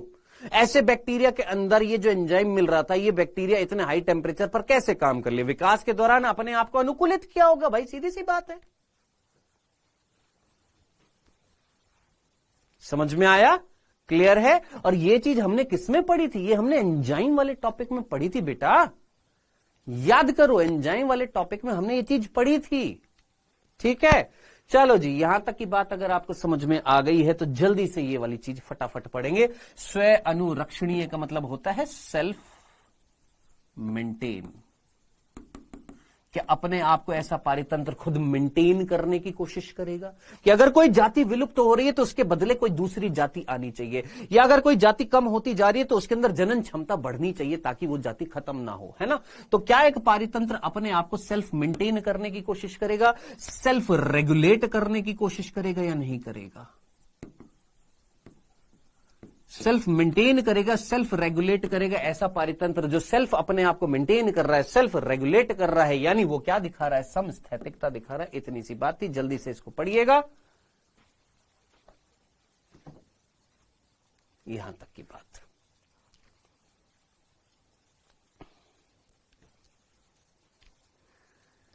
चलो आप पढ़ोगे, लेकिन एक बच्चन हो सारा, आप अलग ही खुद हंसे जा रहे हो, हमको भी थोड़ा सा हंसाओ ना। चलो एक कमेंट दिखाता हूं, शायद हंसी आ जाए आपको। सुनीता शर्मा ने शायद ये कमेंट किया या किसी और ने किया है। सर जी, मेरे दोस्त के घर छोटा सा एक्वेरियम था, उसके भाई ने सोचा कि फिश को ठंड लग रही है होगी तो उसने गर्म पानी डाल दिया जिससे सारी फिश सलट ली। बहुत ही तेजस्वी भाई था भाई। अरे बेटा, fishes are not homeothermal. Fishes जो होती है वो होम्योथर्मल नहीं होती हैं, वो अपने तापमान को मेंटेन नहीं कर पाती हैं। ठीक है, याद रखना, होम्योथर्मल नहीं होती है, वो पॉइकिलोथर्मल होती है, ये स्टीनोथर्मल कहलाती हैं। चलो तो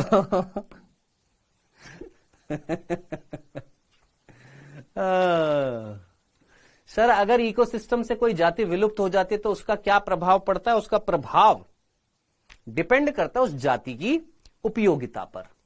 अगर वो जाति बहुत ज्यादा उपयोगी है अपने पारितंत्र में, तो पारितंत्र जो है वो क्या हो जाएगा? गड़बड़ा जाएगा। जो एक परिकल्पना थी जो हम आगे चलकर अभी हटा दी गई है, हमारे एक चैप्टर में होती है, वो इसी नहीं है जैव विविधता संरक्षण में है एक परिकल्पना जिसका नाम है रिवेट पॉपर परिकल्पना। वहां पर मैं आपको बताऊंगा, अगर जाति विलुप्त हो जाती है, एक जाति विलुप्त हो जाती है तो ज्यादा प्रभाव नहीं पड़ेगा, दो जाति विलुप्त हो जाती है ज्यादा प्रभाव नहीं पड़ेगा, लेकिन अगर कई सारी जातियां विलुप्त हो जाती हैं तो पारितंत्र कैसा हो जाएगा? अस्थायी हो जाएगा, और वो पारितंत्र फिर क्या हो जाएगा? समाप्त हो जाएगा, खत्म हो जाएगा।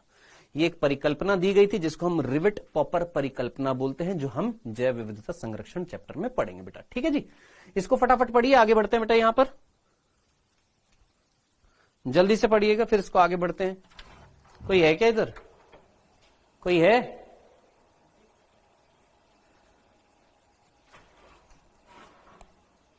यार हाँ,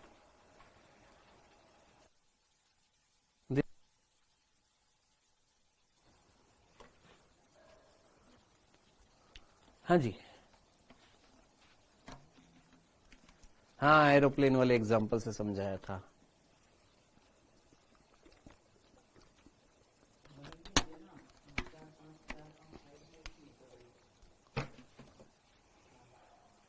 पढ़ लिया बेटा? पढ़ लिया सभी ने? आगे बढ़े, चलें आगे।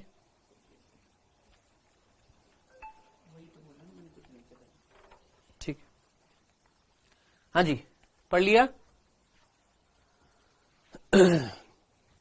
इतना सा पढ़ना है बस, मीनिंग याद रखना पुष्पेंद्र, मीनिंग याद रख सकते हो, इतनी सी चीज जो समझाइए, इतनी सी चीज दिमाग में याद रख सकते हो कि व्हाट इज होम्योस्टेसिस। लिखना चाहता है मत लिख, कोई दिक्कत नहीं है, लेकिन क्या इतनी सी बात याद रख सकता है कि होम्योस्टेसिस क्या होता है। एक जीव जो है अगर होम्योस्टेसिस दिखाता है, सारे नहीं दिखाते हैं, सभी नहीं दिखाते हैं, पक्षी दिखाते हैं, और हमारे स्तनधारी जो होते हैं वो क्या दिखाते हैं, होम्योस्टेसिस दिखाते हैं। ठीक है, सारे नहीं दिखाते, पक्षी और स्तनधारी जो होते हैं वो होम्योस्टेटिक होते हैं, होम्योथर्मल होते हैं। हमारा पारितंत्र भी एक ऐसा तंत्र है जो हमेशा काम करता रहता है। यानी पारितंत्र कैसा होता है, गतिकीय होता है। गतिकीय यानी उसमें काम चल रहा है, क्रियाएं हो रही हैं। सजीव जो है आपस में क्रिया कर रहे हैं, सजीव जो है आपस में क्रिया कर रहे हैं, किसके साथ में, निर्जीवों के साथ में। यहां पर जैविक और अजैविक घटकों के बीच में क्या हो रही है सर, क्रियाएं हो रही हैं। इसलिए क्या है, पारितंत्र कैसा होता है, गतिकीय होता है। और अपने आप को पारितंत्र कैसा मेंटेन करने की कोशिश करता है, स्टेबल इक्विलिब्रियम में मेंटेन करने की कोशिश करता है ना। कोई भी थोड़ी सी चीज ज्यादा हो गई तो उसको बैलेंस करने की कोशिश की जाएगी, किसके द्वारा, पारितंत्र के द्वारा। पारितंत्र जो होता है स्वयं अनुरक्षणीय होता है, सेल्फ मेंटेन करता है, सेल्फ रेगुलेट करने की कोशिश करता है। अर्थात पारितंत्र जो है विभिन्न पोषक स्तरों के माध्यम में संतुलन बनाने की कोशिश करता है, सेल्फ मेंटेन करने की कोशिश करता है। पारितंत्र में प्रत्येक पोषक स्तर पर दूसरे पोषक स्तर को नियंत्रित रखा जाता है। ये आप लोगों ने पढ़ा भी था, बहुत अच्छे तरीके से पढ़ा था। जरा सोचे, अगर उपभोक्ता अगर खत्म हो, या हम बोलेंगे उत्पादक अगर विलुप्त हो जाए, उत्पादक जो अगर खत्म हो जाए, तो कहीं ना कहीं उपभोक्ता, सीधी सी बात है, खत्म हो जाएंगे कि नहीं हो जाएंगे, बिल्कुल हो जाएंगे। तो हर कोई अपने आप को अगले पोषक स्तर को मेंटेन करने की कोशिश करता है। पारितंत्र में यदि किसी पोषक स्तर में किसी भी प्रकार का परिवर्तन होता है तो दूसरा पोषक स्तर इसके अनुसार प्रतिक्रिया करता है। अगर एक पोषक स्तर में अगर जीव विलुप्त हो रहे हैं तो दूसरा पोषक स्तर में, मान लो यही हमने खाद्य जाल पढ़ा था, इस खाद्य जाल में अगर ये वाला जो खाद्य जाल था, इस खाद्य जाल में अगर घास खत्म हो जाएगी तो ये सारे के सारे किस पर निर्भर हो जाएंगे, इस पर निर्भर हो जाएंगे या दूसरे पादपों पर निर्भर हो जाएंगे। कहीं ना कहीं दूसरे पोषक स्तर पर परिवर्तन आएंगे कि नहीं आएंगे, बिल्कुल परिवर्तन आएंगे। अगर एक पोषक स्तर में परिवर्तन होगा तो दूसरे पोषक स्तर अपने आप, दूसरा पोषक स्तर भी उसके खिलाफ क्या दिखाएगा सर, प्रतिक्रिया दिखाएगा। इसलिए पारितंत्र जो होता है हमेशा अपने आप को इक्विलिब्रियम में रहने की कोशिश करता है, स्टेबल करने की कोशिश करता है। इसी को ही हम क्या बोलते हैं, होम्योस्टेसिस बोलते हैं। तो कुल मिलाकर पारितंत्र अपने आप को स्टेबलाइज करने की कोशिश करता है। अगर कोई भी ऊपर नीचे परिस्थिति हुई तो उसको मेंटेन करने की कोशिश करता है। अगर नहीं कर पाया तो वो पारितंत्र क्या हो जाएगा, अस्थायी हो जाएगा और फिर धीरे धीरे समाप्त भी हो जाएगा। डन, क्लियर है। नेक्स्ट टॉपिक पर आते हैं और ये है हमारा सबसे इंपॉर्टेंट टॉपिक और वो है पारिस्थितिकी पिरामिड। पारिस्थितिकी पिरामिड, इसके बाद में जी, इसके बाद में पारिस्थितिकी पिरामिड के बाद में अगला टॉपिक होएगा उत्पादकता और लास्ट टॉपिक होएगा अपघटन। ये 3 टॉपिक हैं, ठीक है जी। तो ये 3 टॉपिक हमारे इस चैप्टर में बच रहे हैं, ठीक है। आइए नेक्स्ट टॉपिक हम पढ़ने वाले हैं, पारिस्थितिकी पिरामिड की बात कर रहे हैं। आप मुझे बताइएगा, आप खाद्य श्रृंखला को अगर बनाते हैं तो उस खाद्य श्रृंखला को अगर आरेख के रूप में बनाएं, किस तरीके से, इस तरीके से कि भैया घास इस पृथ्वी पर मान लेते हैं 1 किलोमीटर स्क्वायर क्षेत्रफल एरिया है। कितना इकाई क्षेत्रफल है, 1 किलोमीटर स्क्वायर क्षेत्रफल एरिया है, ठीक है। अब यहां पर लगभग 58 लाख के आसपास क्या मिल रही है, घास मिल रही है, ठीक है। अब इस घास को खाने वाले कौन है सर, खरगोश है। खरगोश की संख्या जो है वो कितनी है सर, खरगोश की संख्या जो है वो लगभग कितनी है सर, 7 लाख है। 35,000 हमारे कौन है, 35,000 हमारे कौन है, 7 लाख है, 7 लाख, ठीक है। कौन है, खरगोश है। खरगोश को खाने वाले कौन है सर, लोमड़ी है। लोमड़ी जो है उसकी संख्या कितनी है, लगभग सर 35,000 के आसपास है। और इनको खाने वाले कौन है सर, शेर है और लगभग कितने हैं, 3 हैं। सर ये पार क्या होता है सर, हमको समझ में नहीं आया। तेरा भी एग्जाम्पल लूं क्या है घोंचूलाल, आपका भी एग्जाम्पल लिया जाएगा।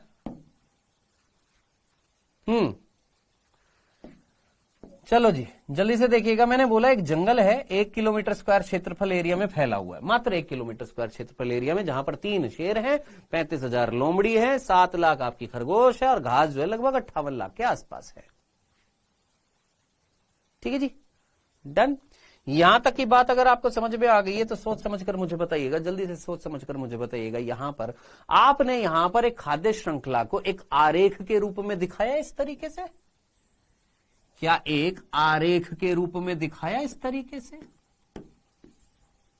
यही क्या कहलाता है? खाद्य श्रृंखलाओं को रेखित करना, खाद्य श्रृंखलाओं को एक आरेख के रूप में दिखाना, इस तरीके से स्तूप के रूप में दिखाना, ये क्या कहलाता है? स्तूप कहलाता है। इंग्लिश में क्या बोलते हैं?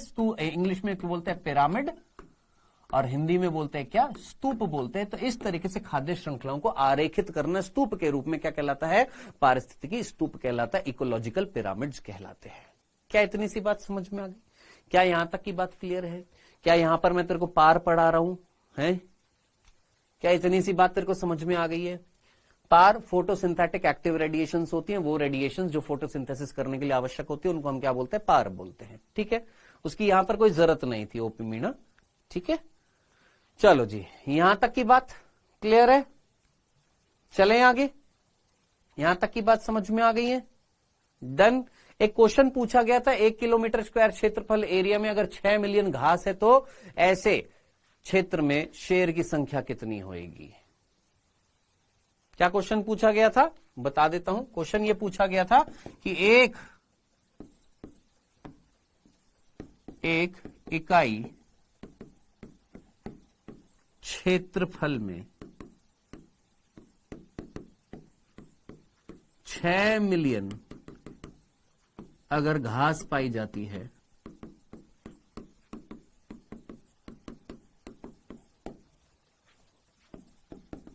तो ऐसे क्षेत्र में शेर की संख्या कितनी होगी? शेर की संख्या कितनी होगी?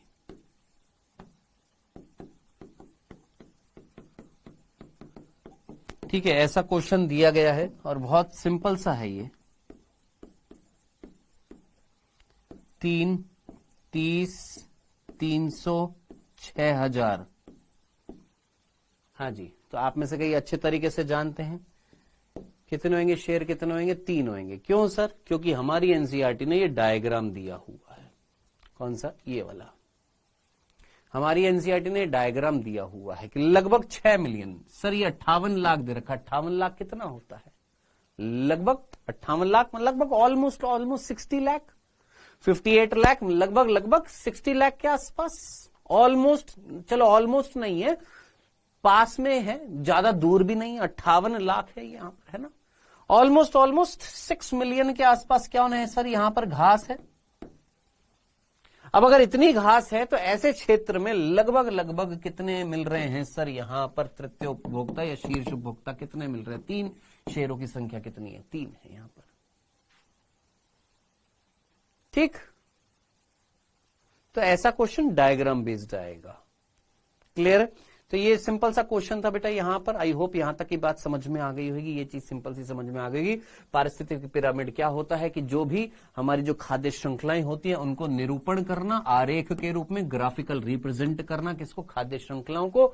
वो क्या कहलाएगा? हमारा क्या कहलाएगा? पारिस्थितिकी पिरामिड कहलाएगा। अब ये पारिस्थितिकी पिरामिड जो होता है वो किस आधार पर बनाया जाता है? अरम पठान लास्ट में बता दूंगा बेटा मैं, ठीक है? लास्ट में बता दूंगा इस क्वेश्चन का आंसर। हाँ जी, हाँ जी, जल्दी से मुझे बताइएगा, ये पारिस्थितिकी पिरामिड आपने जो यहां पर बनते हुए देखा, ये किस आधार पर देखा? क्या आपने नंबर के बेसिस पर देखा है ये?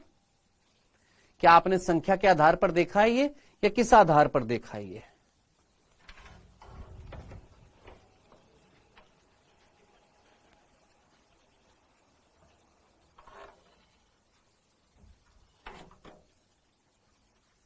हाँ जी, किस आधार पर देखा यहां पर?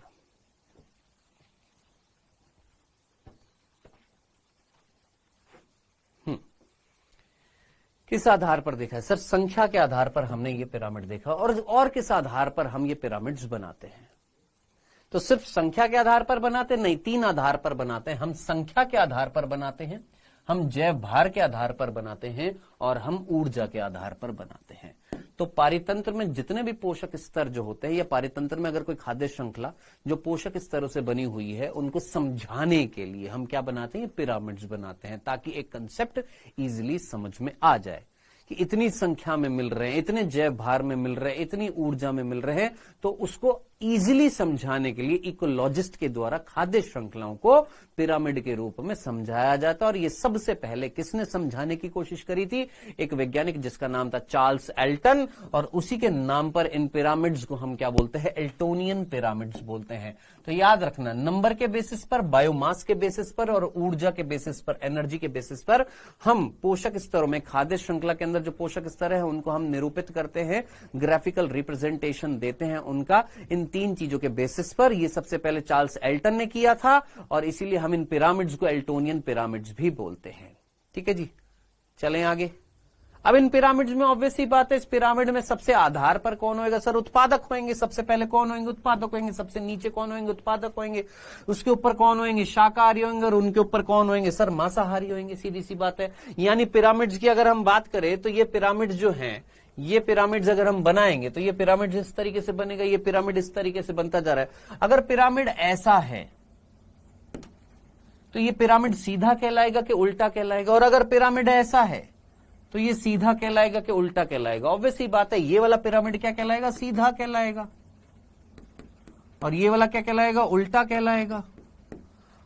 ठीक है, इधर देखिएगा, ये वाला सीधा कहलाएगा, ये वाला उल्टा कहलाएगा। अगर इस तरीके से पिरामिड की बात करूं, मान लो ये इस तरीके से पिरामिड है, जस्ट समझना, ये T1 है, ये T2 है, ये T3 है, ये T4 है।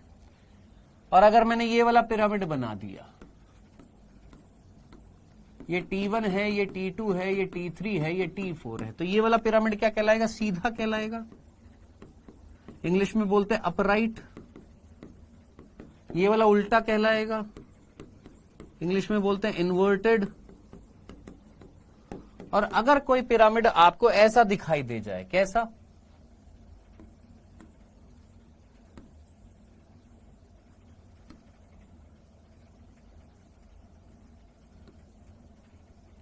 इस तरीके से पिरामिड अगर आपको दिखाई दे दे, तो ऐसे पिरामिड को हम क्या बोलते हैं, तर्करूपी बोलते हैं,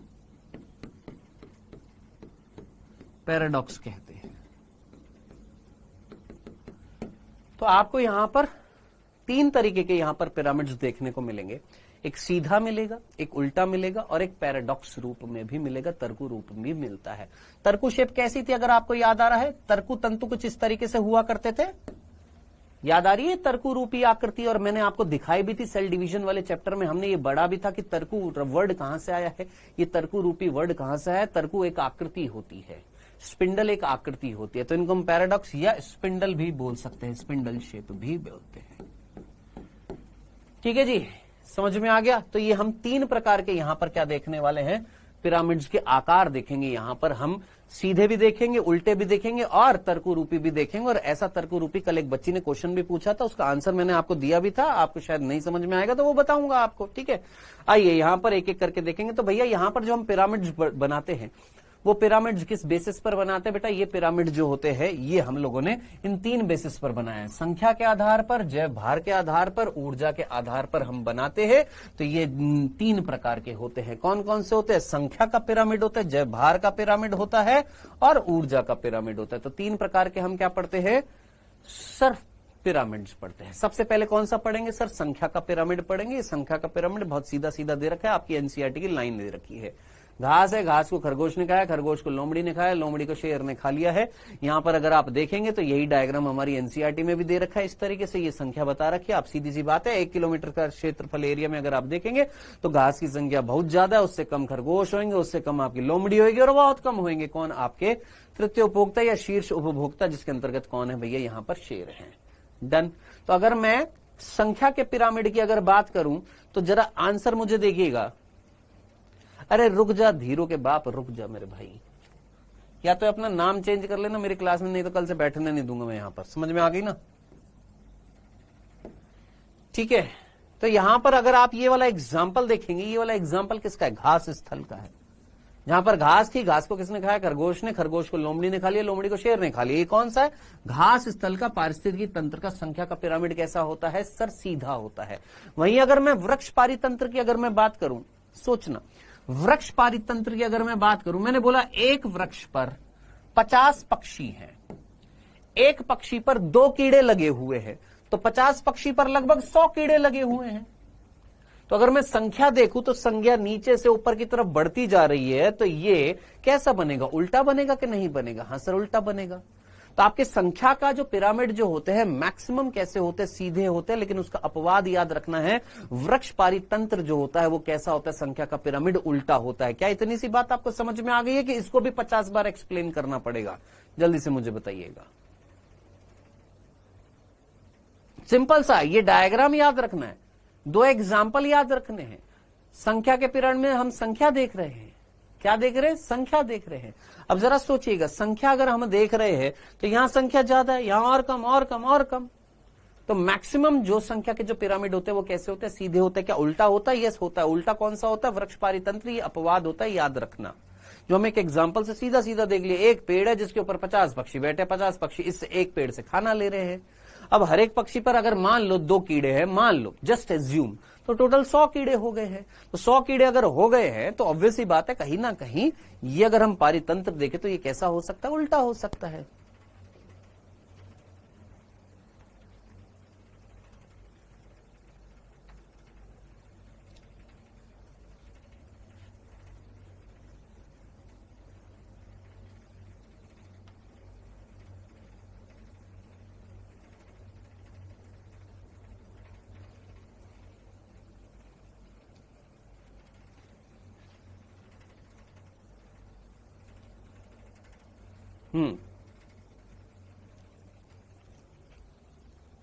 चले आगे, बड़े आगे, यहां तक की बात।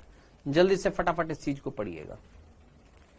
सर, धीरो ने मुझे लाइव क्लास में मां की गाली दी थी, इसलिए मैंने अपनी आईडी का नाम धीरो के बाप रख लिया। बेटा, कल को कोई बालक, मेरी बात सुन, कल को कोई बालक मेरी क्लास में आया और उसने अपना नाम चेंज करके पार्थ सर लिख दिया और उसने तेरे को गाली दे दी, फिर तो तू लिख देगा पार्थ सर का बाप।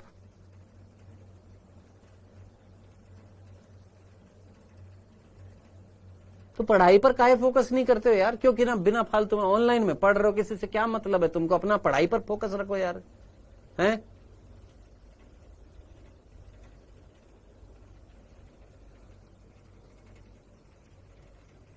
छोटे बच्चे हो क्या यार? बिल्कुल ही।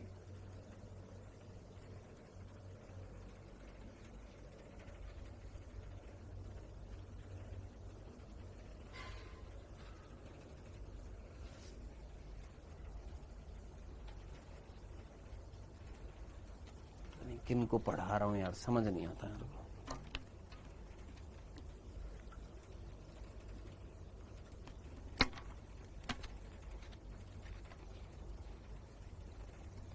सर, ये बोल सकते हैं संख्या का पिरामिड उल्टा और सीधा दोनों होता है। मैक्सिमम सीधे होते हैं बेटा, लेकिन उल्टा भी हो सकता है। क्वेश्चन आपसे पूछा जाएगा उल्टा कौन सा होता है, आप एग्जाम्पल याद रखेंगे। वृक्ष पारितंत्र जो होता है, एक वृक्ष के पारितंत्र में संख्या का पिरामिड कैसा होता है? उल्टा होता है। अब आप इस वृक्ष पारितंत्र में ये जो संख्या का पिरामिड आप देख रहे थे उल्टा है, क्या ये एक परजीवी खाद्य श्रृंखला नहीं है? सोचो, ये जो पिरामिड जो था, यहां पर जो खाद्य श्रृंखला हमको मिल रही है, क्या ये परजीवी नहीं है? पैरासिटिक नहीं है? हाँ सर, पैरासिटिक है। ठीक है, तो अपवाद याद रखना यहां पर कौन सा?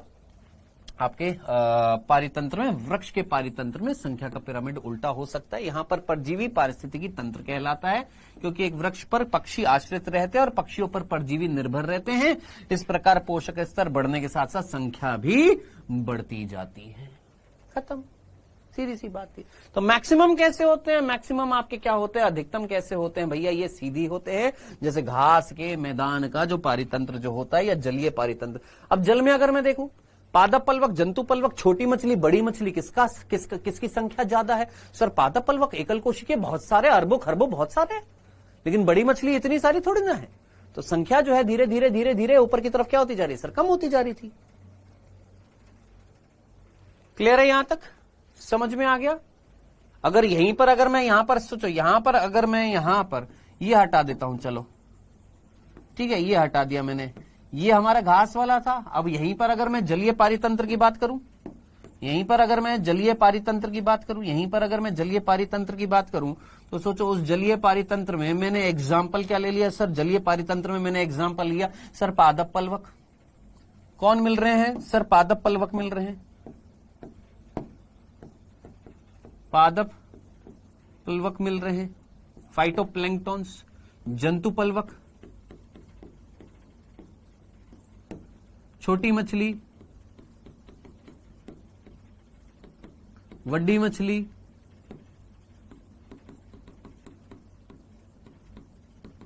ठीक है।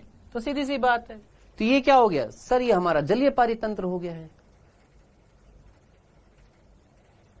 क्या हो गया? ये जलीय पारितंत्र हो गया। तो जलीय पारितंत्र हो चाहे स्थलीय पारितंत्र हो, जैसे घास के मैदान, स्थलीय पारितंत्र, जलीय पारितंत्र में एग्जाम्पल देख लिया।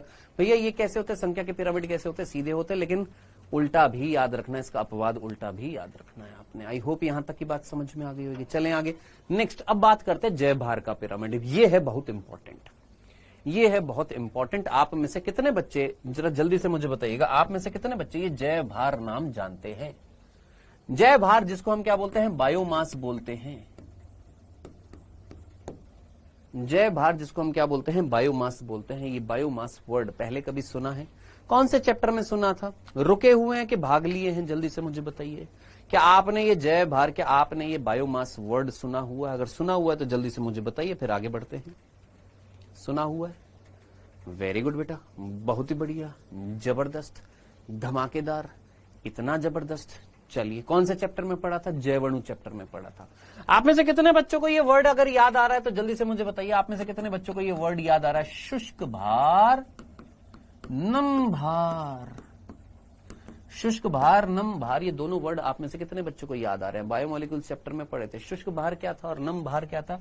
सर नम भार जो था वो 3 चीजों से मिलकर बना हुआ था, शुष्क भार जो था वो 2 चीजों से बना हुआ था। अकार्बनिक पदार्थ, अकार्बनिक पदार्थ, उस अकार्बनिक पदार्थ के अंतर्गत जल नहीं थे, खनिज थे, और कार्बनिक पदार्थ। ठीक है जी।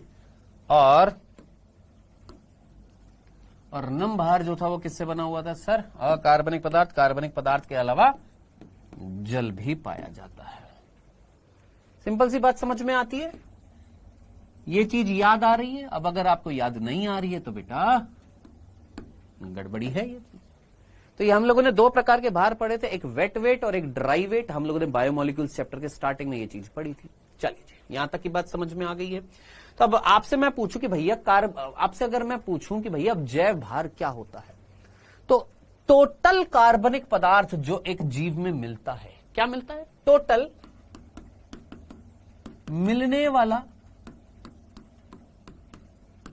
ये सिंपल हिंदी में बोले कुल कार्बनिक पदार्थ जो होता है, उस कुल कार्बनिक पदार्थ को हम क्या बोलते हैं गुरु? जैव भार कहते हैं, बायोमास कहते हैं। Simple sir. शुष्क भार में कार्बनिक और अकार्बनिक, यस, शुष्क भार में कार्बनिक भी थे, अकार्बनिक भी थे। नम भार में कार्बनिक अकार्बनिक के साथ साथ जल भी सम्मिलित हो रहा था, तभी वो भार कैसा बन रहा था? नम भार बन रहा था। क्लियर है? चलें आगे, यहां तक की बात समझ में आ गई? इतनी सी बात में कोई कंफ्यूजन? सीधा सा था। चलें आगे। चलिए, अब मैं सीधा सीधा आपसे प्रश्न पूछूंगा दोस्त, मेरे को सीधा सीधा उत्तर देना। सीधा सीधा प्रश्न, सीधा सीधा उत्तर। मुझे बताइए, जल के अंदर अगर मैं बात करूं, मान लो ये समुद्र है। कौन है बेटा? ये समुद्र है। और इस समुद्र के अंदर ब्लू है, पानी पानी पानी पानी पानी पानी, दिन भी सानी सानी सानी सानी सानी सानी। हाँ जी, ये समुद्र है और इस समुद्र के अंदर क्या मिल रहा है सर? पादप प्लावक मिल रहे हैं। कौन? Phyto plankton. हालांकि मैंने यहां पर नीचे वर्ड लिखा, आप जानते हैं फाइटो प्लैंक्टन ऊपर मिलेंगे। एकल कोशिकीय होते हैं। कैसे होते हैं? सिंगल सेल होते हैं। फाइटोप्लैंक्टन को खाने वाले जूप्लैंक्टन, जूप्लैंक्टन कौन होते हैं? जंतु प्लावक, इनको खाने वाले। जूप्लैंक्टन को खाने वाले छोटी मछली, छोटी मछली को खाने वाली बड़ी मछली।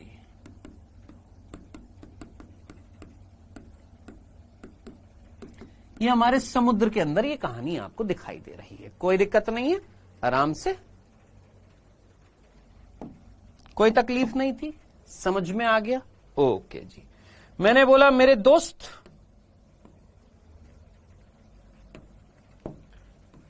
मैंने कहा ये तो जल में था, ये स्थल मान लेते, ये हमारी जंगल है, जंगल में घास स्थल है। अब घास स्थल में क्या उग रही थी सर? घास। उस घास को खाने वाला खरगोश, खरगोश को खाने वाली लोमड़ी, लोमड़ी को खाने वाला शेर। ठीक है जी, सिंपल। चलो अब आप मुझे बताना आराम से, सर छोटी फिश को खाने वाले हम भी तो है ना? हाँ, मनीष कुमार, जल्दी से मुझे बताए इस खाद्य श्रृंखला में, इस खाद्य श्रृंखला में जल्दी से मुझे बताना, इस खाद्य श्रृंखला में फटाफट मुझे बताना, दिमाग लगाना, जल्दी से सोचना। एक शेर का जैव भार और एक घास का जैव भार 1 किलोमीटर स्क्वायर क्षेत्रफल एरिया में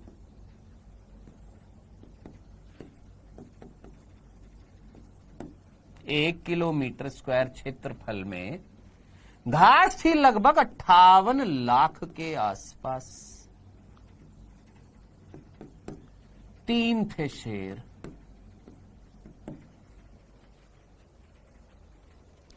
फाइटोप्लैंक्टन्स, अगर मैं 1 करोड़ भी बोल दूं, 1 करोड़ के आसपास अगर फाइटोप्लैंक्टन्स हैं, और बड़ी मछली का मतलब यहां पर क्या है? वेल मछली। 3 यहां पर अगर वेल मछली है। अब मुझे बताना, आराम से सोचना, किसका भार ज्यादा कम, आराम से सोचो, दिमाग लगाओ, जो दिया है भगवान ने।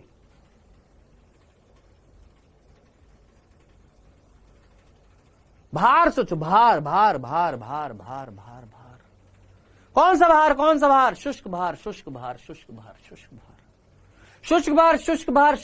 क्यों शुष्क भार? क्योंकि यहां पर हमारा क्या है? कार्बनिक पदार्थ है। नम भार की बात नहीं करेंगे हम, शुष्क भार की बात करेंगे।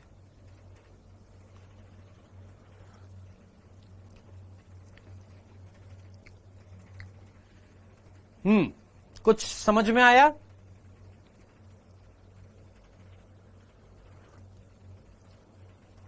अच्छा, बायोमास के लिए जल में उल्टा, स्थल में सीधा। अच्छा पुष्पेंद्र, ज्यादा चीजें पढ़ लो तो ओवरलोड हो जाता है बेटा, है ना? रटो ना तो ओवरलोड हो जाता है। रटना ही तो नहीं था ना पुष्पेंद्र, यही तो गलती कर रहा है तो इतने दिनों से रट रहा है चीजों को। पढ़ लिया, रट लिया। मैं कह रहा हूं सोच, वो तू सोच नहीं पा रहा। मैंने तेरे से एक सिंपल सी बात पूछी, मैंने कहा 58 लाख के आसपास घास है। सोच, ये सारी घास, 58 लाख संख्या है घास की।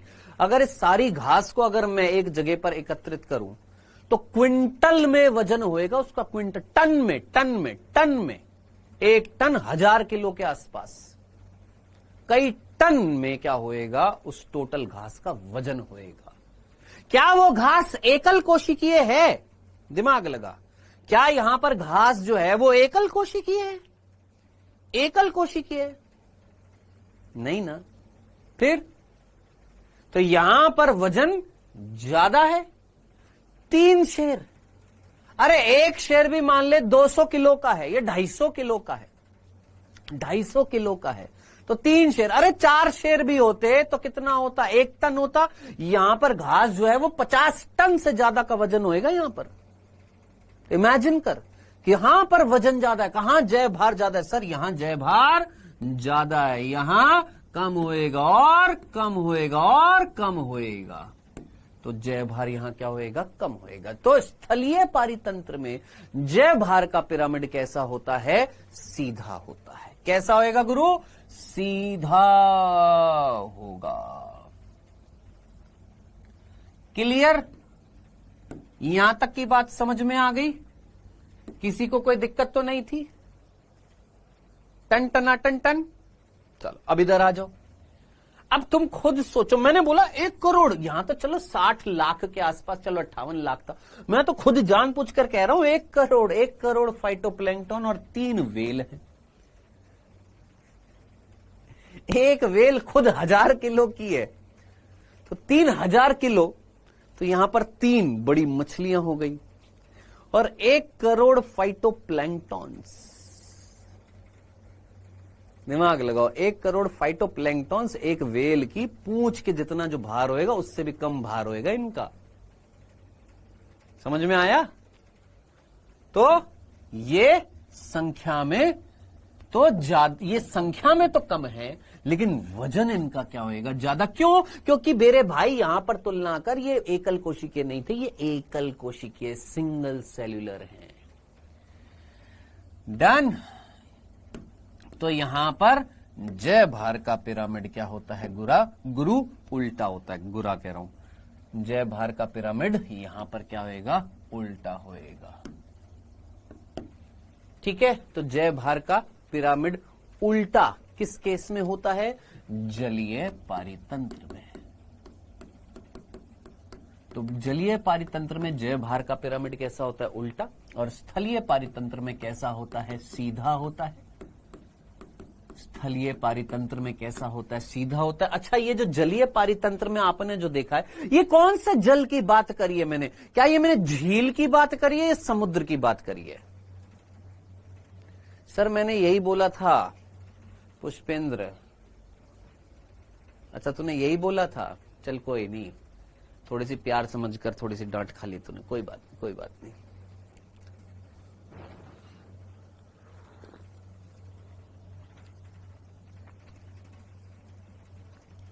खाते रहने चाहिए, प्यार समझकर थोड़ी थोड़ी खाते रहा करो। हाँ जी, ये हमने जो पारितंत्र देखा, ये कौन सा देखा है, जलीय में। जल में कौन सा जल की बात करिए मेरे भाई, ये वेल ये सारी चीजें कहां पर मिलेंगी? क्या ये समुद्र में होगा कि नहीं होएगा? हाँ सर समुद्र में होएगा। वहीं अगर मैं झील की बात करूं तो जरा सोच, झील में कौन होते सर, पादप प्लावक होते हैं। पादप प्लावक होंगे, हाँ सर। उनको खाने वाले जंतु प्लावक होंगे, मैंने कहा हाँ जी। जंतु प्लावक को खाने वाली कौन होंगी सर, छोटी मछली।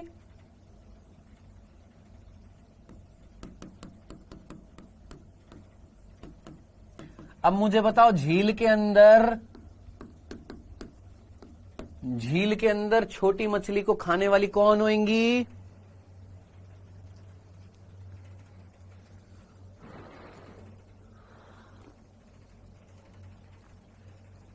छोटी मछली को खाने वाली कौन होंगी झील के अंदर? बड़ी मछली। रवीना कुमारी कह रही है हम गाएंगे।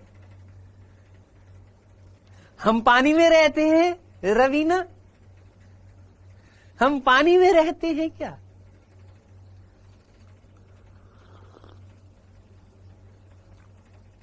अच्छा चलो मेरे को एक बात बताओ, आपको याद आ रहा है, आपको याद आ रहा है, आप लोगों ने पढ़ा था झील के अंदर कहीं ना कहीं स्पर्धा हो रही थी किसी के बीच में।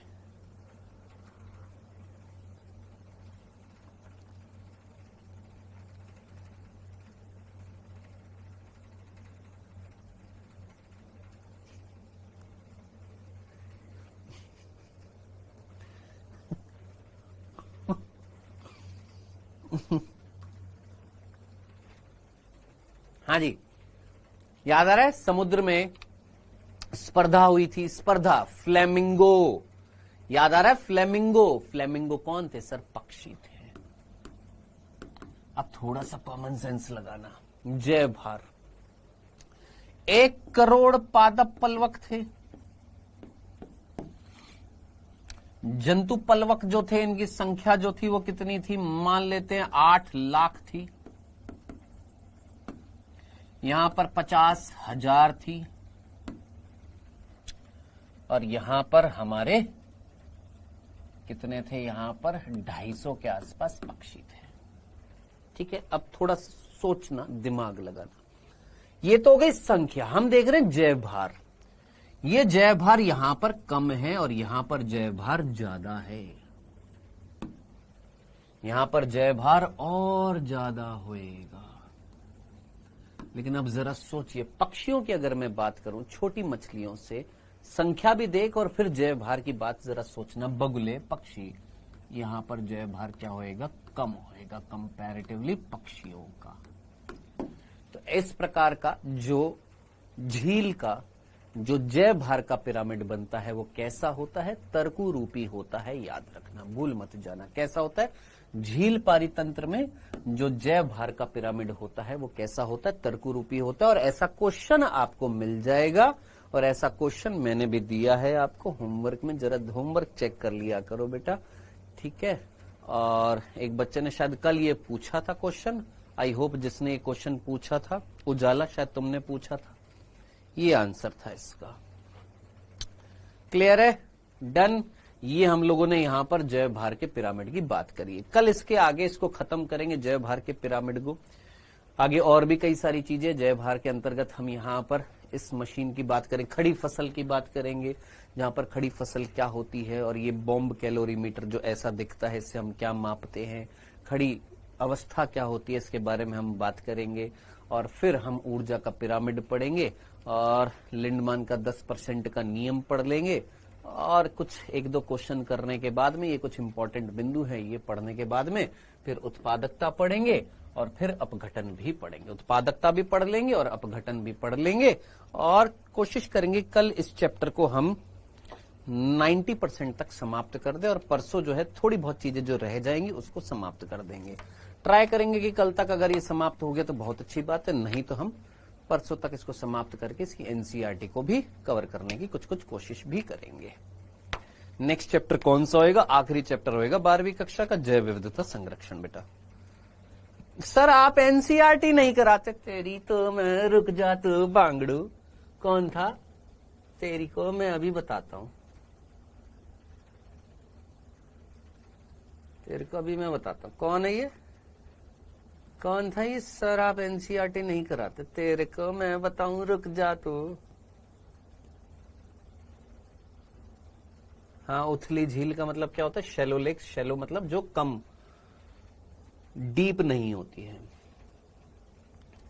अरे कहां गया, अरे कहां गया, पकड़ नहीं आ रहा मेरे को, अरे कहां गया, रुक जा, तेरे को तो मैं सबसे पहले पकड़ता हूं।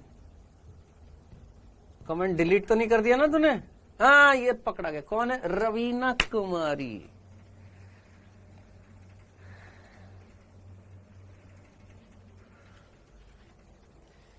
पूछ अरम, तूने कल को एक क्वेश्चन पूछा था अरम पठान का, पहले हम क्वेश्चन का आंसर दे देते हैं। अरम पठान पूछिए क्या था। नहीं कराते रवीना कुमारी, तुमको बिल्कुल नहीं कराएंगे, बिल्कुल हम बिल्कुल नहीं कराएंगे रवीना कुमारी, तुमको बिल्कुल नहीं कराएंगे। तुम जैसे भोंदुओं को बिल्कुल कराने का हमारा मन नहीं करता है। तुम हो बिल्कुल 1 नंबर की भोंदू। मजा आया ना, मजा आया। तुम जैसों को यही लैंग्वेज चाहिए होती है, तुमको मजा आता है। अभी न्यूज आती है कि मेल फीमेल की तलाश में 3 समुंदर पार कर लिया है। सर न्यू सिलेबस बता दीजिए, वही है, न्यू कुछ नहीं है, ऑलमोस्ट सेम है।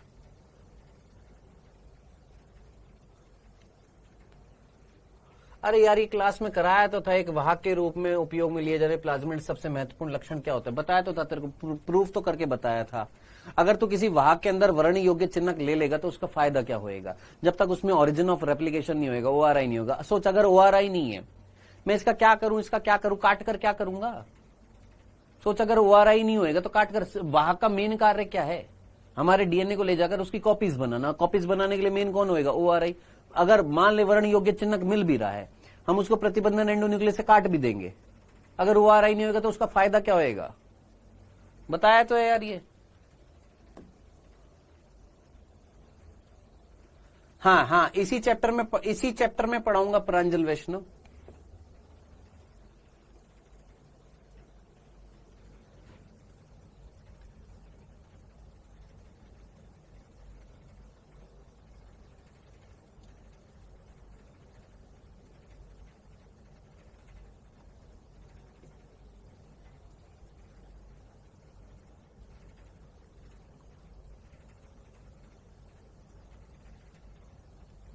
सेकंड जो है बेटा ये गलत है, इसका आंसर सारे गलत नहीं है, सेकंड गलत है।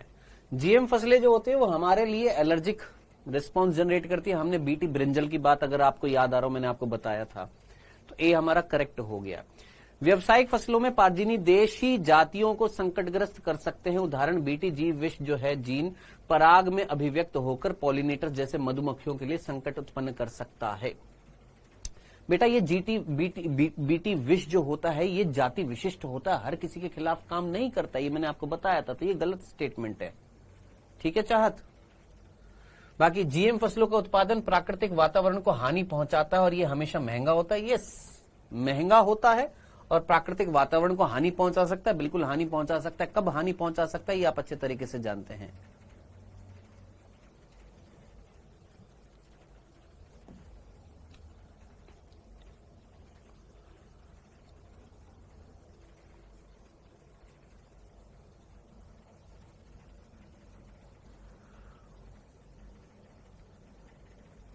किस अवस्था में दिए गए निम्न एमआरएनए के पढ़ने में प्रधार में कोई परिवर्तन नहीं होगा? 5वीं स्थिति पर जी के निवेशन से। थोड़ा सा दिमाग लगाओ यार। देखो मनीष कुमार, यहां पर 5वीं स्थिति पर, यहां पर 5वीं पोजीशन पर जी डाल दो, 5वीं पोजीशन से जी हटा दो, 4थी और 5वीं स्थिति पर ए और जी डाल दो, 7वीं 8वीं 9वीं पोजीशन पर 3 डाल दो। थोड़ा सा कॉमन सेंस लगाओ। मैं अगर एक को हटा दूं तो फ्रेम बदल जाएगा, एक डाल दूं तो फ्रेम बदल जाएगा, दो को डाल दूं या हटा दूं तो भी फ्रेम बदल जाएगा। 3 अगर नाइट्रोजन क्षार को डालूंगा ना फ्रेम बदलेगा। क्यों? क्योंकि 3 डाल दिए तो कोडोन तो 3 ही रहेंगे ना। तो 4th आंसर आपका सही हो जाएगा, ये वाला डी।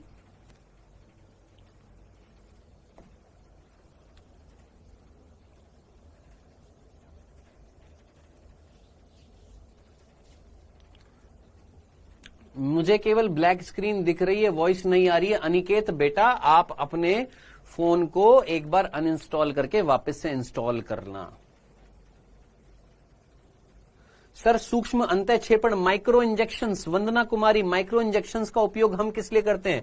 डीएनए में चिपकने वाले सिरे उत्पन्न करने हेतु, रोग जनकों से सुरक्षा प्रदान करने के लिए, डीएनए को शुद्ध करने के लिए, जंतु कोशिका में केंद्रक में रिकॉम्बिनेंट डीएनए को इनमें डालने के लिए। तो यहां पर रिकॉम्बिनेंट डीएनए लिख दिया। वैसे अगर सीधा बोल देते डीएनए को डालने के लिए तो ज्यादा बेटर होता। तो हम सूक्ष्म अंतःक्षेपण विधि किस लिए इस्तेमाल करते हैं? डीएनए को ट्रांसफर करने के लिए।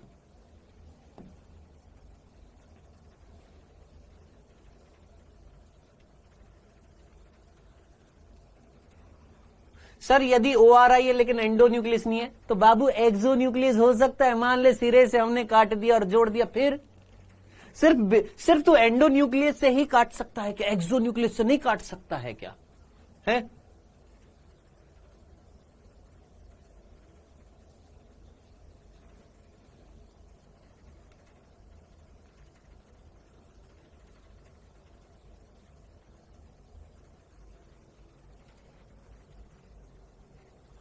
गोलू बाबू ये रहने देना। ये पहले पढ़ाया जाता था स्यूडोमोनास पुटिटा, जिसको हम सुपर बग बोलते थे।